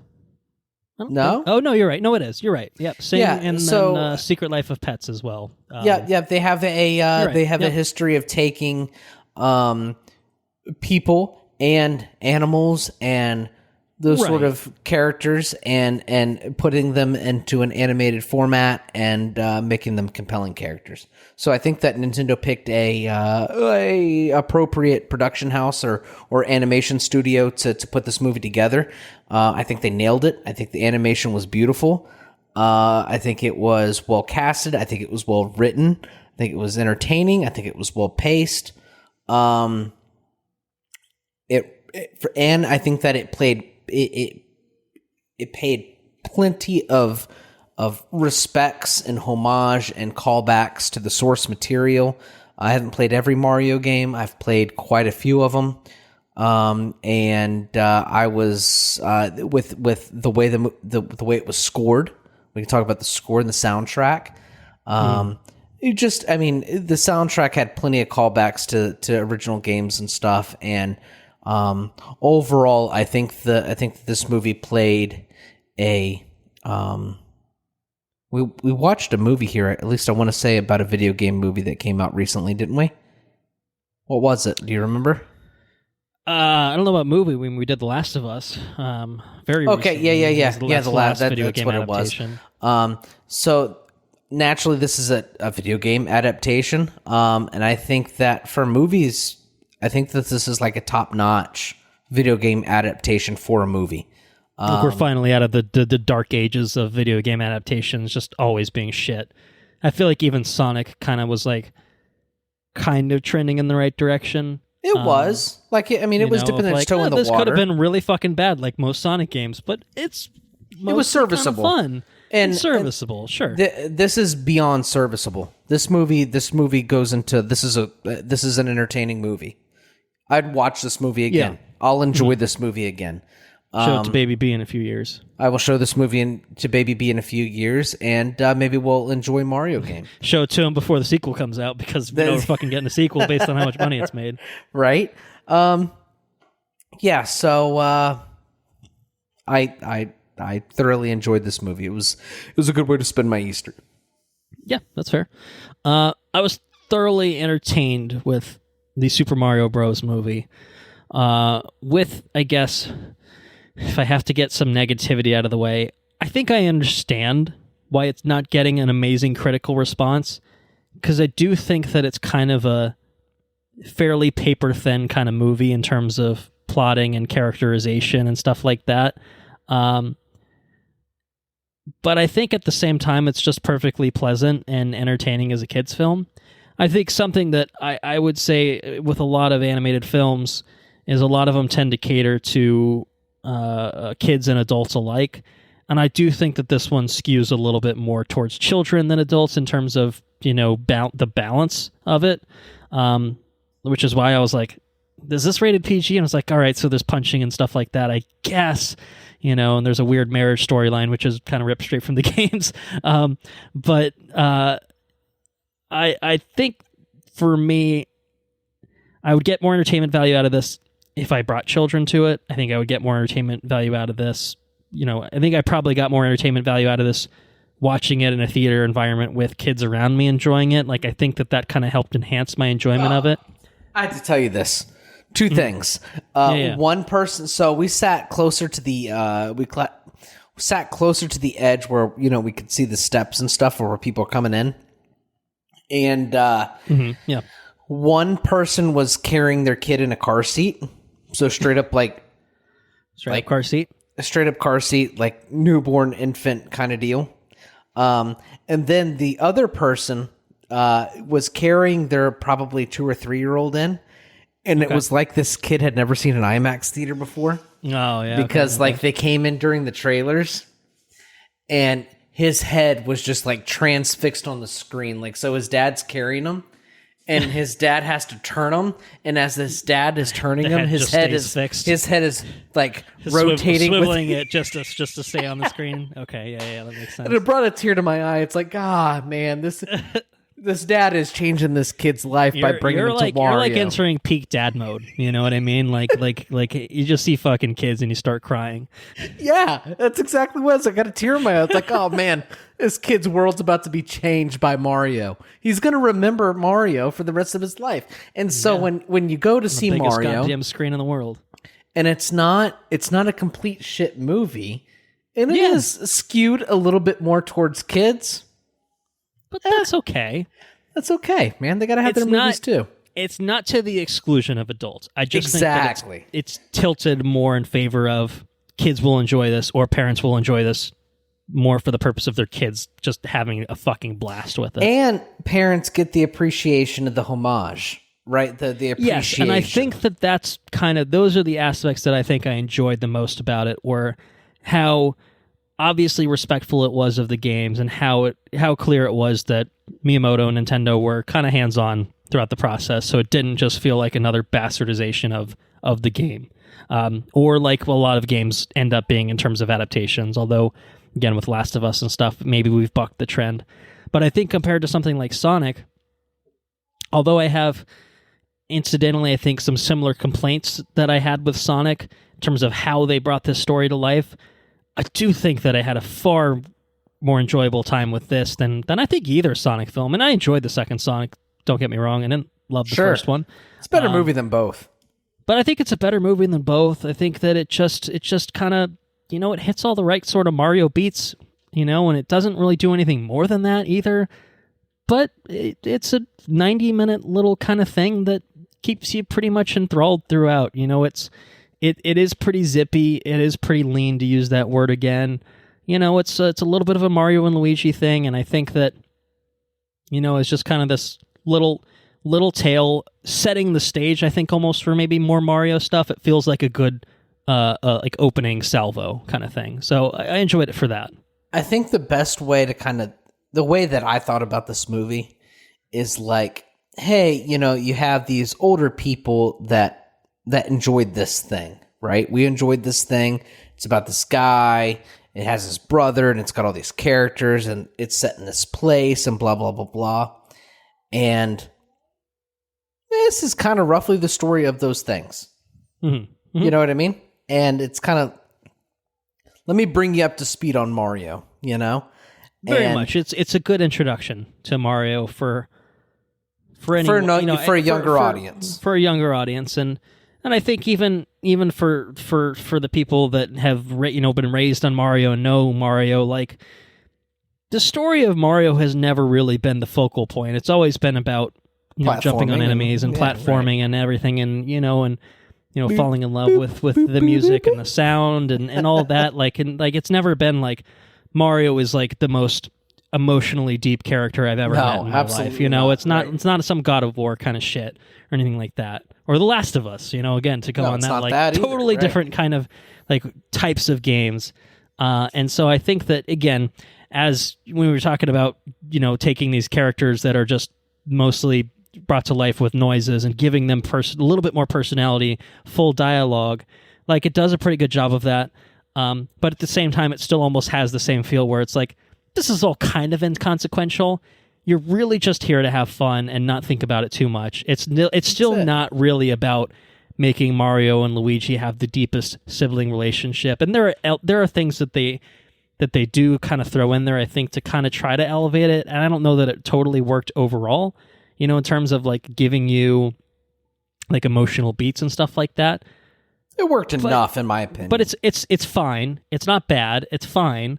But again, I think that's where the critic stuff comes in. It's like, as like a movie in terms of like, a plot, in terms of character arcs and stuff like that, like it's pretty minimal, I think, overall, but almost by design, because it's really about like set pieces and having, giving you something that's entertaining and zippy and fun. And like, that's kind of what this movie, I think, set out to do. And I do think that it accomplished that, and it's brought to life with some beautiful animation. It's brought to life with, some very good voice, acting overall. And you mentioned the score, and I really, really liked the score that was taking a lot of these iconic Nintendo Mario themes and weaving them throughout. That was really well done. The one thing that I didn't really care for was using the licensed music. I thought that didn't really feel necessary to me. I think that's something that works really well in a Guardians of the Galaxy type thing.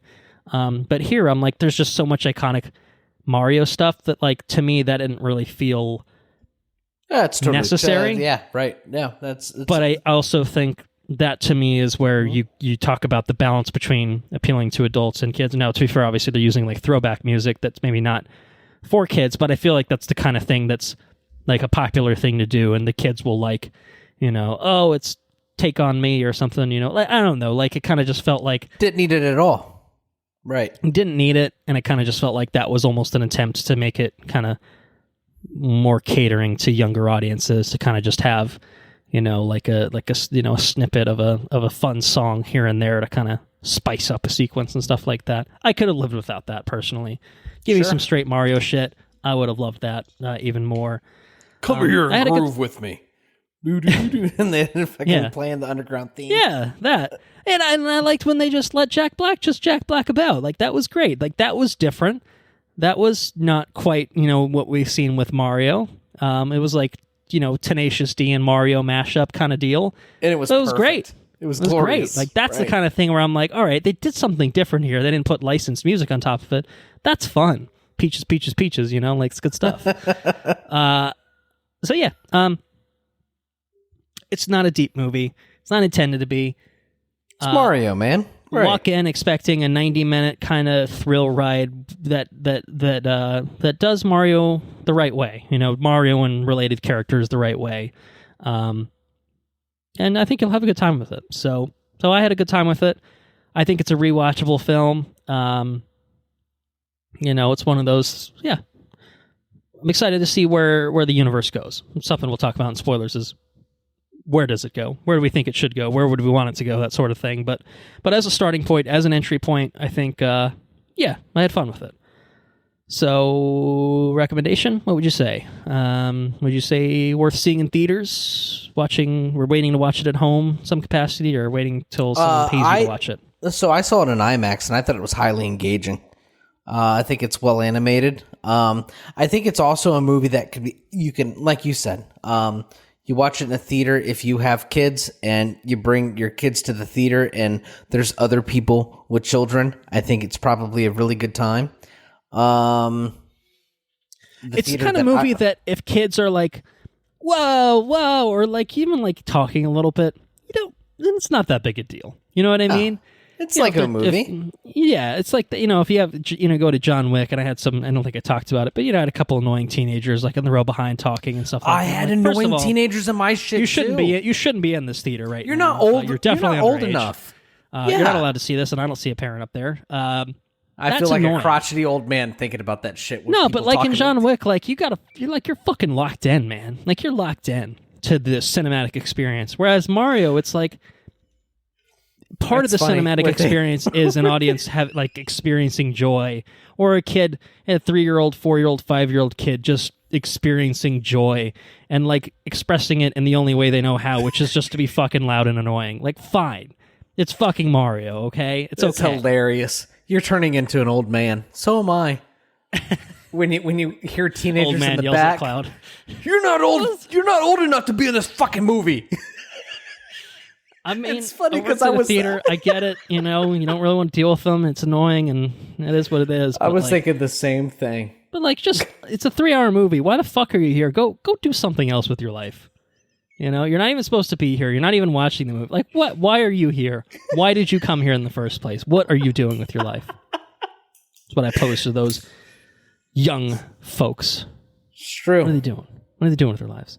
Anyway, so I think you were saying something about seeing this in theaters. If I saw it in theaters, I think it's a good experience, especially if the people around you are really into just not living it up and into it.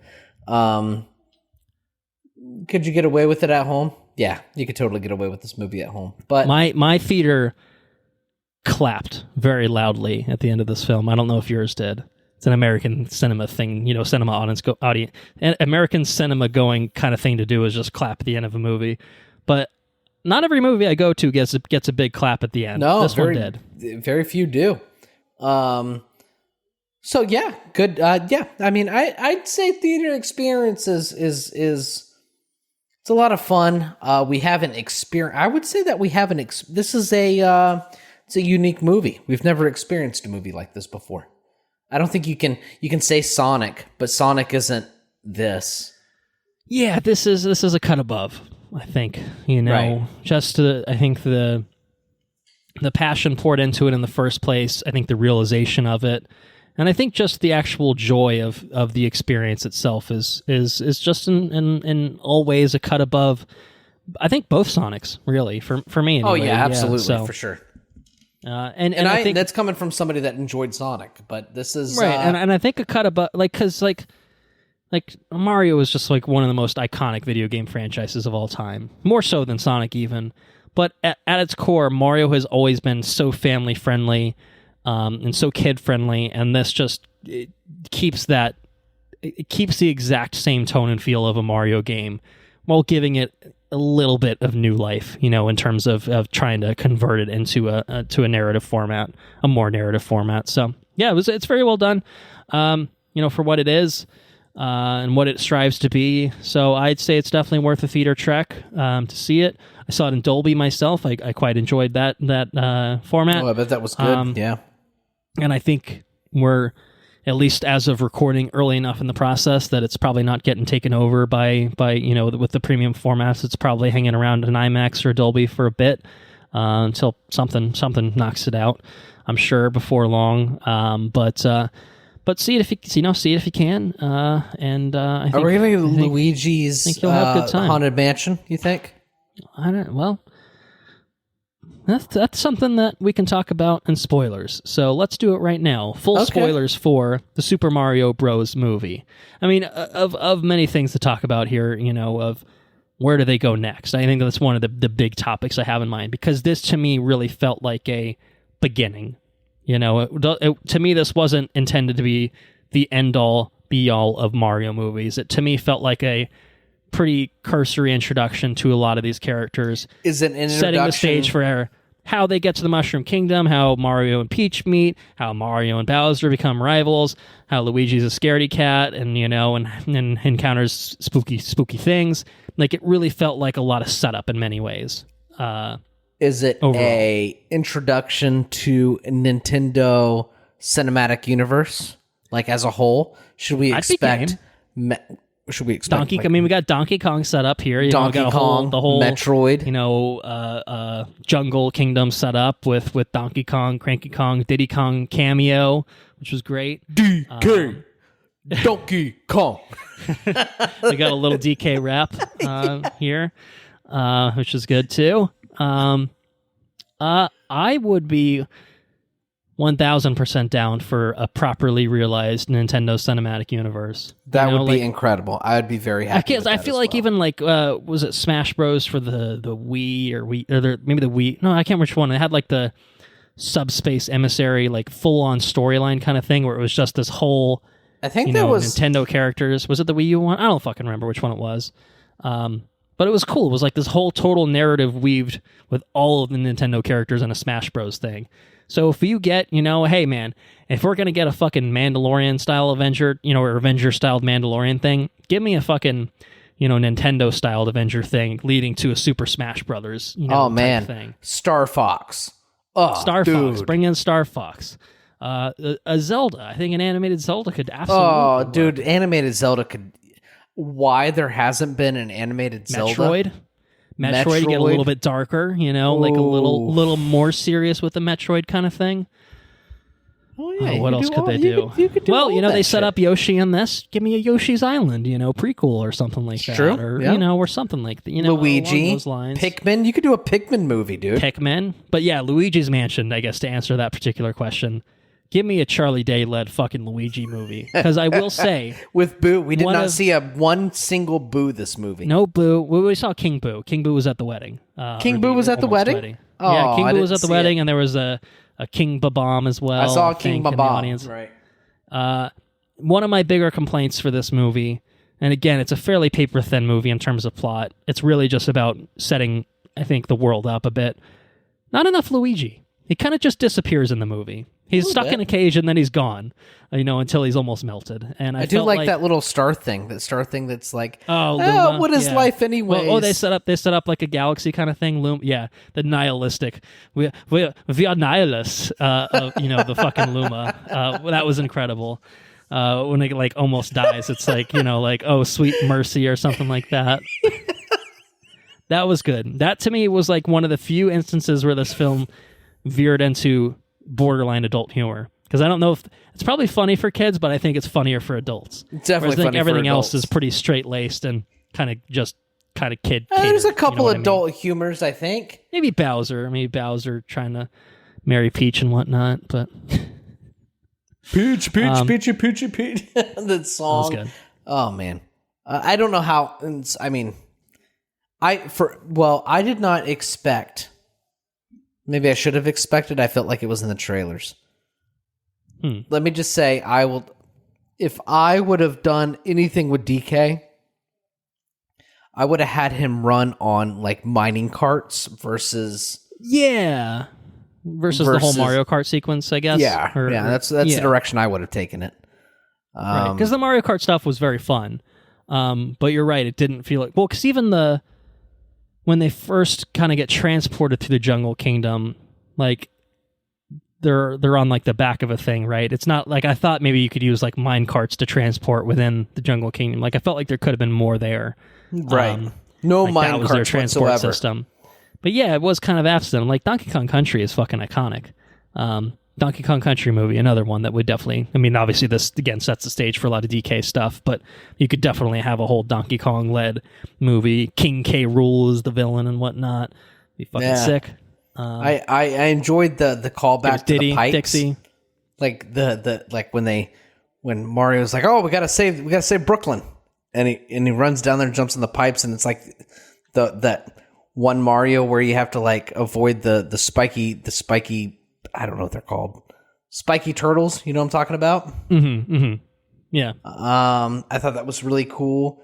I think probably the thing that got me the most giddy was like when Peach's castle was unveiled, and it had like the Mario 64 song with it. I was like, oh man, that's so awesome. That's to me is like when they paired like the iconic kind of Nintendo Mario-y visuals with the iconic Nintendo-y Mario-y sounds. Like that was just so fun. And even like I think you said like the point where like Bowser's on the piano and he's playing like the underwater theme or whatever, and then Kamek comes in and like starts playing with them, and you just kind of get like the sound effects. Like I was like, there's just so much you can do because there's just so much there for you to mine in terms of the Nintendo Mario goodness. So like you didn't need to to go places where you're getting away from that. Is kind of where I felt like just give me more of that. It's great. I love it. Really enjoyed seeing the mayor of Brooklyn.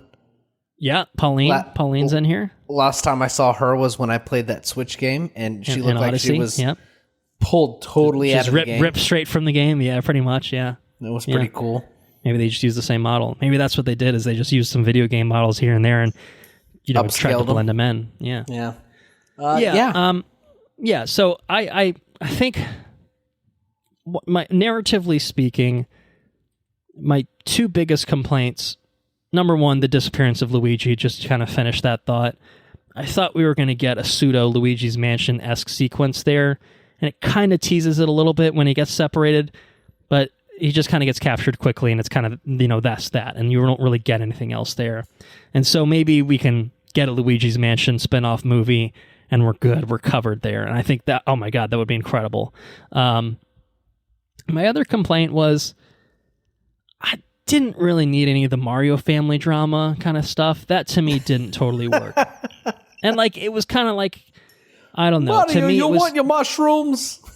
Yeah, that sort of it was just kind of cornball, and obviously somewhat intended, but none of it to me that's to me where they tried to infuse some emotional beats of being rejected from the family, starting this business, and the Spike, this former boss, is a whole douche, and doesn't respect you, but you got to earn the respect, and create your own business, and I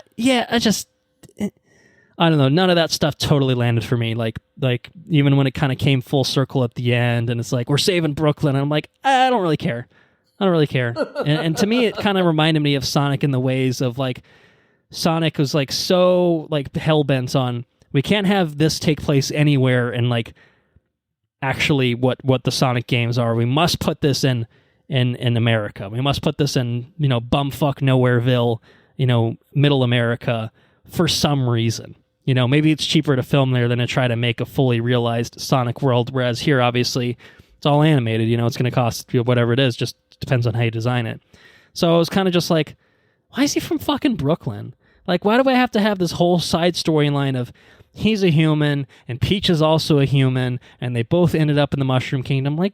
They're fucking from New Donk City. Make them from New Donk City. Pauline's the mayor of New Donk City. I didn't... this weird decision to connect everything to the real world to me felt unnecessary. And maybe it's as simple to me as if you just relabel Brooklyn in every instance with New Donk City and it's just a fictional New York City, I kind of just buy it more, because I'm just why? Why does it have to be that way? Why? I don't know. That to me just kind of, it didn't land. It just felt kind of, I think it just reminded me of Sonic too much, of just being just fucking let the video game worlds exist. It's fine. Not everything has to connect to the real world. It's a fictional story. It's a fictional game. Fictional characters, it's fine for them to be from a fictional place and look different from someone else. Real people, right? I didn't need canonical explanations for why Peach looks the way that she does, and why Mario and Luigi look the way that they do, which is different from your Toads and your Bowser's. They're fucking different species. It's fine. So that was kind of one of my bigger quibbles with it, and I just think that the emotional weight that whole setup of the family and stuff tried to carry wasn't anything for me. I just had more fun with the thrill ride of it, of going to the Mushroom Kingdom, seeing the Mushroom Kingdom, seeing Bowser's kind of domination of the penguins, and kind of just going throughout the lands and taking over the kingdom. That's the sort of thing. And the Mario Kart sequence, even in Rainbow Road, those were the kind of things where I'm this is fun. You cannot escape me on Blue Shell. Yeah, that was great. Fucking that was awesome. That was fun, and the training sequence where Mario is just doing a platforming thing for Peach, and stuff like that. Like I said, the arena sequence between Mario and Donkey Kong fighting, those were the kind of things that were we're just kind of set piecey. This is what they showed up for, and he's dancing and doing the T-bounce. That's cool. Mm-hmm. Yeah, that's cool. But those are the things I had fun with. Not so much. To me, the emotional beats of this film just didn't do anything for me. I Mario... enjoyed it for the entertainment value that it provided, not for the emotional weight that it lended anything. Yeah, it was minimal. But when when Mario says, "Oh, when they're in the belly of the whale," at the end, he's like, "Oh, my dad thinks I'm a joke," and yeah, my dad thinks I'm a joke too, And then we're not fucking jokes, and they escape the belly of the whale, and they go up there, and Mario's in Brooklyn kicking ass when he's got star power, and his dad's like, "Oh, son, I'm so proud of you." It's like, oh man, that's some good stuff. Oh, Mario. I don't know. Yeah, it was fine. Again, I think I said as much earlier. I didn't think it was bad. I just didn't think it did anything to elevate the movie. I think it was pretty perfunctory and serviceable. And it was serviceable. The emotional content of this movie was serviceable. I think the amount of fun and homage and respect and for a video game movie, I think really set the bar for future movies. And I think unlike, when I'm seeing from Elemental and Spider-Verse, or I'm just I'm ready for something to really just, fuck me up, on the inside. You're not getting that from Mario. This was not the movie to deliver that. I don't think it. No, right. I don't think it really tried to too much. But there was still enough time spent on the beginning and the end of the movie that I'm they were trying to do a little bit of something. I did enjoy the dog, though. I did enjoy the dog was pipes awesome. And the dog. That was fun. I loved the dog. The dog, that was a very fun sequence. We're going to get our first job, and they go to get the job, and it's in this fancy house, and the pipes start fucking breaking, and the dog's chasing them, and I thought that was all great. I had fun with that. That was good. I could have lived with that as just showing that oh man, we're not, shit's going sideways, and then they end up, getting transported to the Mushroom Kingdom where they have an opportunity to be heroes. That, I think that could have played just as well as just, we're not, him and Luigi could have the moment of, we're not jokes, we're we're good at something, you know what I mean? So. Yeah. Fucking Mario. Anyways, I think that's about it, really. I don't think there's much else. Yeah, I mean, like I said, there's a million Easter eggs and things that are quite fun in this. Sure, there's lots of YouTube videos with red arrows everywhere that can point them out for you. I think that's pretty much it. I think I think the funniest moments for me was when they were picking the carts, and I've been playing a shit ton of Mario Kart lately, so we got a kick out of the way that it was really just the way you pick your carts in the game. Spinning the wheels. The wheels. But the reveal of Toad coming out with his fucking monster truck cart and shades on, I thought was incredible. It was one of the funniest moments for me, personally. I mean, in the end, we get, if you stuck around, there was a mid and post-credit scene, kind of teasing the future a little bit. When mid-credits less so, and mid-credits was just more Jack Black singing his heart out, which is great. But the post-credit scene, if you did or did not catch it, shows a Yoshi egg hatching under Brooklyn. So we're getting some Yoshi in the future, it would appear. And it's kind of funny that the audience, clapped at the end of it when the Yoshi egg hatched. I mean, there were full-on adults just yelling, "Oh, Yoshi, Yoshi!" It was people losing their fucking minds. It was like a Thanos showing up at the end of an Avengers that's kind awesome. of level of people being into it. Maybe kids too, but people were really, really loving it. So that's cool, man. So we talked a little bit about it in the beginning of spoilers in terms of where we maybe want it to go, full-on Nintendo Cinematic Universe. But speaking purely in terms of the Mario side of things, what characters would you like to see? We did get some Yoshis. We saw the Yoshis in here, but we didn't see, I guess, Yoshi. The Yoshi. What characters do I want to see? Yeah, what kind of things would you like to see in a Mario specific future? Movie. Oh, shit. Super Mario Brothers movie 2. I feel like there are two obvious exclusions thus far in terms of where they could go for a villain if they wanted to. Not use Bowser as a villain again. Kid Bowser? Is that what you're thinking? Well, they could do Bowser Jr., a little Kid Koopa action. They could do the Koopa kids, all 19 of them. But I think Wario and Waluigi gotta be... Wario and Waluigi would be excellent. So I think Jack Black has suggested Pedro Pascal for Wario. That'd be good. And I think Charlie Day has suggested his Always Sunny castmate Danny DeVito as Wario, and I'm fully on board with that. Since we got fucked out of Detective Pikachu, give me some redemption here. Danny DeVito as Wario is now my dream casting, personally. That would be... I mean, hell, if you find a role for Pedro Pascal in any of these fucking things, of course, go for it. He could be Waluigi. Yeah. I think that could work. Danny DeVito is fucking Wario is fucking who? Danny Day said that? I think Charlie Day said it, yeah. Charlie Day? Danny Day. Yeah, Charlie Day. Dude, that's picked right from fucking heaven. That's the perfect fucking match. I mean, it just feels right. You know? It feels right. I would love that. Do you get a PG-13 Waluigi movie? Maybe if they do a spinoff. Maybe if they do a Wario Land spinoff, maybe you get a little crazier with it. Perhaps, I don't know. Maybe. I could. You know, where's Daisy? Where the fuck is Daisy? We gotta bring Daisy in. Okay, we saw Illuma, so where the fuck is Rosalina? Is she up in the galaxy? You know, out in the galaxy somewhere? So places they can go. I want the fucking water pack from Sunshine. Yeah, that would be good. I want them to break the fourth wall, and it's revealed that Alakatu is filming the whole movie the entire time. That's one of the mid or post credit sequences. That'd be good, right? Yeah. There's so many places they could go. There's so many Mario places or otherwise. Nintendo could go. Yeah. Yes. Right? They could do a Kirby. They could do what's the one with Ness? Oh yeah, like an Earthbound Mother. Yeah, they could do Earthbound. They could do. I mean, they have so much. I'm just turning my head and I'm looking at my.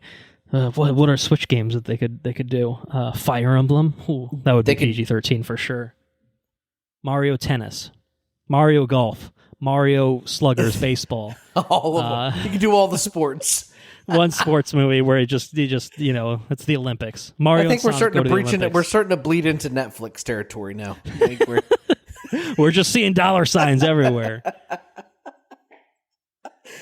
Splatoon. Yeah. You could do, what's the boxing thing? Animal Crossing. Animal Crossing. Boxing. Dude. Arms. You could do arms. You could do fitness boxing. Oh my God. Bowling. Wii Sports. Wii Sports Resort. Oh man. The possibilities are truly endless. And especially when you make such I hope they build it out. You know? Movies, right? Just make a pleasant movie that's got a decent story and it's okay. Do it. Yeah, do it. Well, I hope we see more Mario, more Nintendo goodness. And if not, we had this one and it was a fun, pleasant experience. Good for all ages. And you know, however many decades later, they took a second crack at Mario, and I think they did a better job. I think we can say that. Yeah, we can say that for sure. So, all right, it's been a couple days since we recorded. Maybe you haven't been up to a whole lot on your end, but maybe you have. Maybe you have been watching some things, reading some things, doing whatever. So anything you want to talk about on this little section of the podcast? I've been listening to some things. I think the last time that we recorded, I could not recall the different powers within the Sanderson books that I've been listening to. Oh, okay. Seems right. So, right, so we're going to close that loop here. We're going to close that loop. I'm in a little bit of a better... Well, I've drank probably more than what I drank last time, but I've had more to eat. Maybe you say, yeah, your tummy's a little fuller, perhaps. That's right. So what we have is allomancy. Allomancy is the burning of the metals. And then Furukami? No, that doesn't sound right. Furukami. That sounds not appropriate for a Mario episode. Let's put it that way. F-E-U-R... I'm not even going to try to spell it. Furukami. God damn it. Anyways, it's that. You're going to have 2 weeks to ponder it. You'll get it right the third time you try. Where you store the stuff in metal mines. So I've been listening to the first book of the second era of Mistborn, which is the Alloy of Law. It's pretty great. There's a character in here. There's 2 characters, Wax and Wayne. And Wayne is a wildly entertaining character. He imitates people and steals from people. He's much more low. He just feels like a much more low-born character than Waxillian, and he's, I don't know. I think he's my favorite character so far in this new kind of series. What's the time difference in terms of compared to the original trilogy? I think it's 300 years. Before or after? After the events at the end of the first era book, which was cool. I can't remember the end. I can't remember the book. I think it's Hero of Ages. Empire, Hero of Ages. Yeah, okay. Hero of Ages, I think, is the third one. So it's 300 years after the Hero of Ages, and it goes from like a Victorian era setting to kind of like a Western kind of setting, where Waxillian is he's a highborn person that lives out he's out there in the unsettled areas, and then he ends up moving into the city.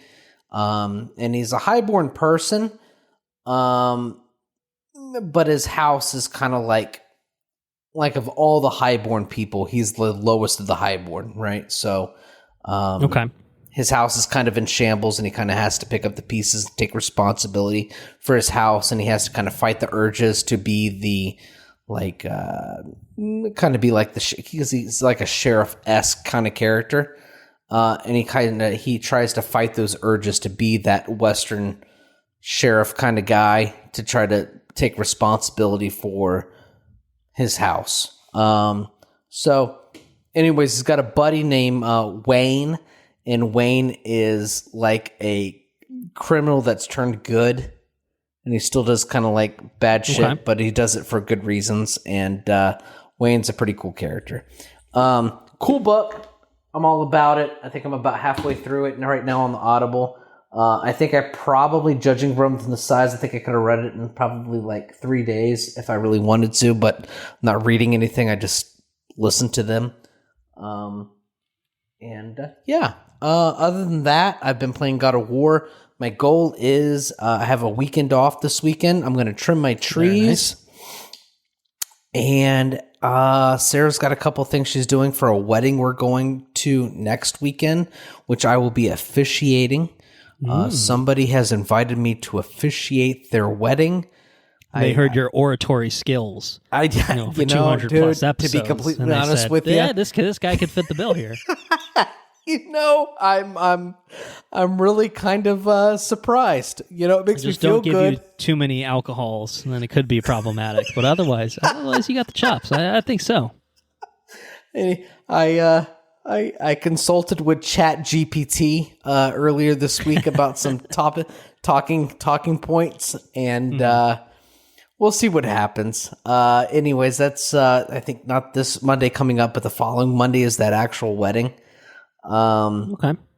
So this weekend, I really would like to finish God of War. I think I'm really at the precipice here of being done with it. And I'd like to do that in preparation for the new Star Wars game coming out. My next game up on the list of things to get. Yeah, exactly. So I feel like my video game gameplay has been limited to single player, highly cinematic video games. Like, I have no interest anymore in like multiplayer video games and no more Rocket League and Overwatch for you and such. Yeah, exactly. I just want to enjoy a story and a little bit of Marvel Snap, obviously, though. Well, I don't know if you're off. Maybe you're off the train at this point. No, I'm not off the train. I haven't been playing as much. I play it much. It's been degraded to bathroom interactions. Is what I'll say. I'm not playing it as frequently as I've changed your tag or whatever on the thing to I'm on the toilet right now. I think there's like a thing that you can have as part of your profile on there. I was really tempted to buy this last card though, the monkey card. It seems like you could make that. You can make that fucking monkey do some work. You get a pretty good bounce deck with like Beast and yes. stuff, That's what I was thinking. But it's like, man, I'm not playing enough to do it, so I can't do it. Anyways, that's all I've been up to. It's real life money after all. So, yeah. All right. Well, if that's it for you, just a couple things that I sort of withheld when we recorded last, but things that I'm not like fully done with, so just kind of checking in at this point, if you will. halfway through season 2 of Barry. So I'm, again, I guess to kind of reiterate some of the things that we would have talked about last time I talked about Barry, I rewatched season 1, which I had already seen. Season 2 was kind of where it's all new to me. The 4th season, I think, is about to start. It looks like it hasn't started actually just yet. So I'm trying to slowly work my way up through it.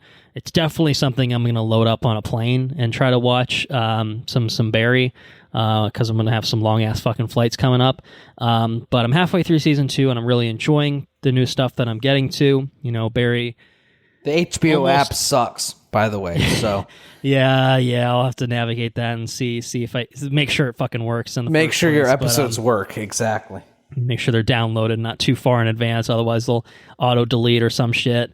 I think you and Enrique had some issues with that when you traveled to Puerto Rico. Pissed me off. I had a game plan, and it did not happen. Can you believe that trip was almost a year ago, for the record? I mean, that's just...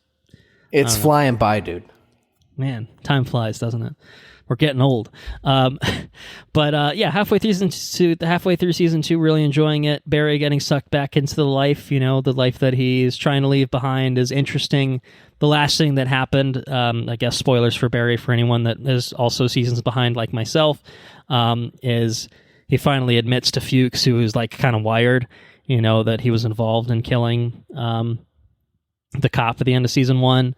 And then, you think it's going to be, oh shit, Barry's going to get arrested. And then he's like, can you kill the guy that's like, fucking my ex-wife? And I'm just like, this show just goes places, where you don't really expect it to. And that's kind of the beauty and fun of it. So I'm very much enjoying Barry, and would of course recommend it. If you can deal with HBO's app, which will soon be Max. Again, we'll talk about that when I come back. Other than that, we're making pretty good progress on Abbott Elementary. I believe we're still a handful of episodes behind, the live, but I think we're through 16 or 17 as of now of season 2. Okay. Which looks like that puts us, or I think we're 5 behind. What was the last episode you watched? Yesterday. Last one we watched was the mural episode with the sock puppets and stuff like that. How many episodes behind are you? About 5 from wow. Right now in the I season. think I've fallen behind. I'll have to catch up. Did you see the one where they were at a teachers conference? I feel like that was that's a big one. That was the one right before. That obviously had some big moments in it. So that's kind of where I'm at. I'm the one after that one. So yeah, I think we're gonna it's gonna surprise us when we actually get to the point where we're like, oh shit, the season's over. Oh fuck, we have to wait another year for more, or however long it is for more. But that'll probably be a good opportunity for us to transition into, maybe a Star Wars Rebels or a Legend of Korra kind of thing. So, okay. So yeah, Abbott Elementary is great. Second season is very much hit its stride. It's very good. Very good TV. I think it's all on Hulu, if I'm not mistaken. I think that's how we watched it. So yeah. So definitely give that a look as well. Other than that, I mean, I guess kind of stating the obvious, and this is stuff that I'll get into a lot more when I come back, but I am going to Europe for those that maybe didn't listen to the John Wick Chapter 4 episode. I am leaving Wednesday, which is less than a week away. We're recording on a Thursday. And so we are going up to New York a couple days before we actually fly out. We're going to fly out from New York. Our itinerary has us going to Italy for a few stops. We'll be in Venice, Florence, and Rome. And then we will fly on from Rome over to Amsterdam, or to Eindhoven, which is where Anna's best friend lives. We'll spend a couple days there, and then we will travel up to Amsterdam for another couple nights, and then we will fly out of Amsterdam back to New York and drive back down to Philly the day after that. So all in all, we'll be gone about 10 days in terms of just time in between traveling to Europe and spending time in Europe. So basically, we'll be out of commission, in terms of podcasting and stuff like that for basically the remainder of April. But we'll be having fun. Will you be FaceTiming? Can you at least FaceTime like major places? Yeah. Yeah, I could probably do that. Probably take some pictures. Anna's got a spiffy new phone from her new job that it's a 14 Pro, so it's got like the 19,000 megapixel camera on it. So Anna can FaceTime me while you guys are looking at the Coliseum. We'll be doing some good snaps. We're going to go to the Coliseum. Yeah, Anna's the tour guide for Italy. So the Vatican. Are you going to the Vatican? We are not going to do the Vatican this time. It's you kind of have to go out of your way for it a little bit. So that might be a future return to Italy kind of thing that we do. But we're going to go to Venice before it sinks. Florence and eat good, drink some good wine, and then Rome, I think, is where we're spending the most time of any particular location. So looking forward to it. Still kind of scared shitless in the way that I'm like, oh my God, that's less than a week. Like it really all kind of came together very quickly. We didn't really even make the decision to buy tickets to fly out until a couple months beforehand. So it's, as I said, time flies. And so it really is just like, wow, okay. I guess I should pack like literally in the next couple days because I have to. So I'm very much looking forward to it at the same time. But it kind of feels like a whirlwind in that I'm not fully kind of grasping. Wrapped your hand around it, right? It's almost kind of a honeymoon part 2 for us in some ways.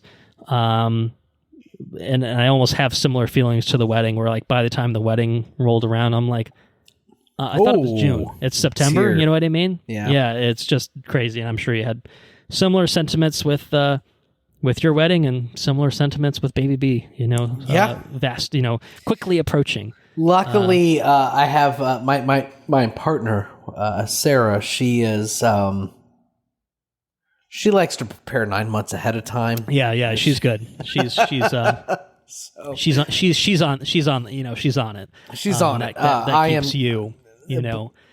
But yes, I'm much like you. Is like, wow, that's 2 months away. 2 months away, things are going to change a little bit. Well, when it's 2 months away, that's so far away, and then it's a week away before you realize it, and you're like, oh, well, okay, all right. What happened to the other month and a half, or whatever, month and a few weeks or whatever? Well, I'm looking forward to it. At the end of the day, it's going to be excellent, dude. It's going to be so cool. When we come back, we will certainly spend some time talking about things we were up to, and whatever else we need to talk about, because we'll be missing a couple things, obviously, while we're gone, but we'll try to play catch up best we can when we come back. So yeah, that's what I've been up to and what I'm going to be up to, and I think that is going to be it for our last kind of hurrah for at least a couple weeks. So I'll go ahead and say thank you all for listening. If you enjoyed what you heard, spread the word. We're on Patreon at patreon.com/watchreviewrepeat. If you want to support us by chipping in $2 a month, you can get early access to all of our regular episodes, timed exclusive access to some bonus episodes that we'll put out hopefully sometime later in the year. Our website is watchreviewrepeat.com. We are on all the social media platforms, at WRRPod on Twitter, at Watch Review Repeat on Instagram, and on Facebook at facebook.com/Watch Review Repeat. If you have any questions, comments, or suggestions, watchreviewrepeat@gmail.com is where you can send all of those things to. Be happy to take a look at that and talk about that on a future episode. The intro and outro track is Mechanolith by Kevin MacLeod at Incompetech.com, licensed under the Creative Commons by Attribution 3.0 license. So when we return, it will be May. It will be May by the time we return with a new episode. Oh my gosh. Entering your feed. We'll be 1 month closer to the eventful June of 19 movies and 18 TV shows coming out, and a baby coming out, and one small child popping out. Yes, indeed. So Evil Dead Rise comes out soon. The Mandalorian wraps up before the end of the month. The Guardians of the Galaxy Volume 3 comes out at the beginning of May. So suffice it to say, we have possibilities for what we can cover when we do have our grand return. But that is a conversation that Andrew and I will have on a future date, which will sneak up on me probably too. And so we'll figure it out then. That's the way we do it. So anyway, we'll be back. That's safe to say. We'll be back. So, yeah. Is that the end of the episode there? Is that the end? No. Why don't you take us out, Andrew? I think that's a perfect ending. We'll be back. Okay. Yeah.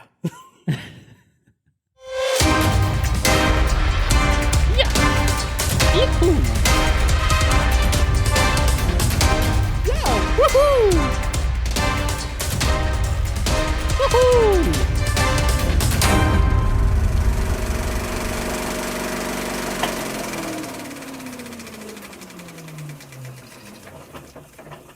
It's me, Mario.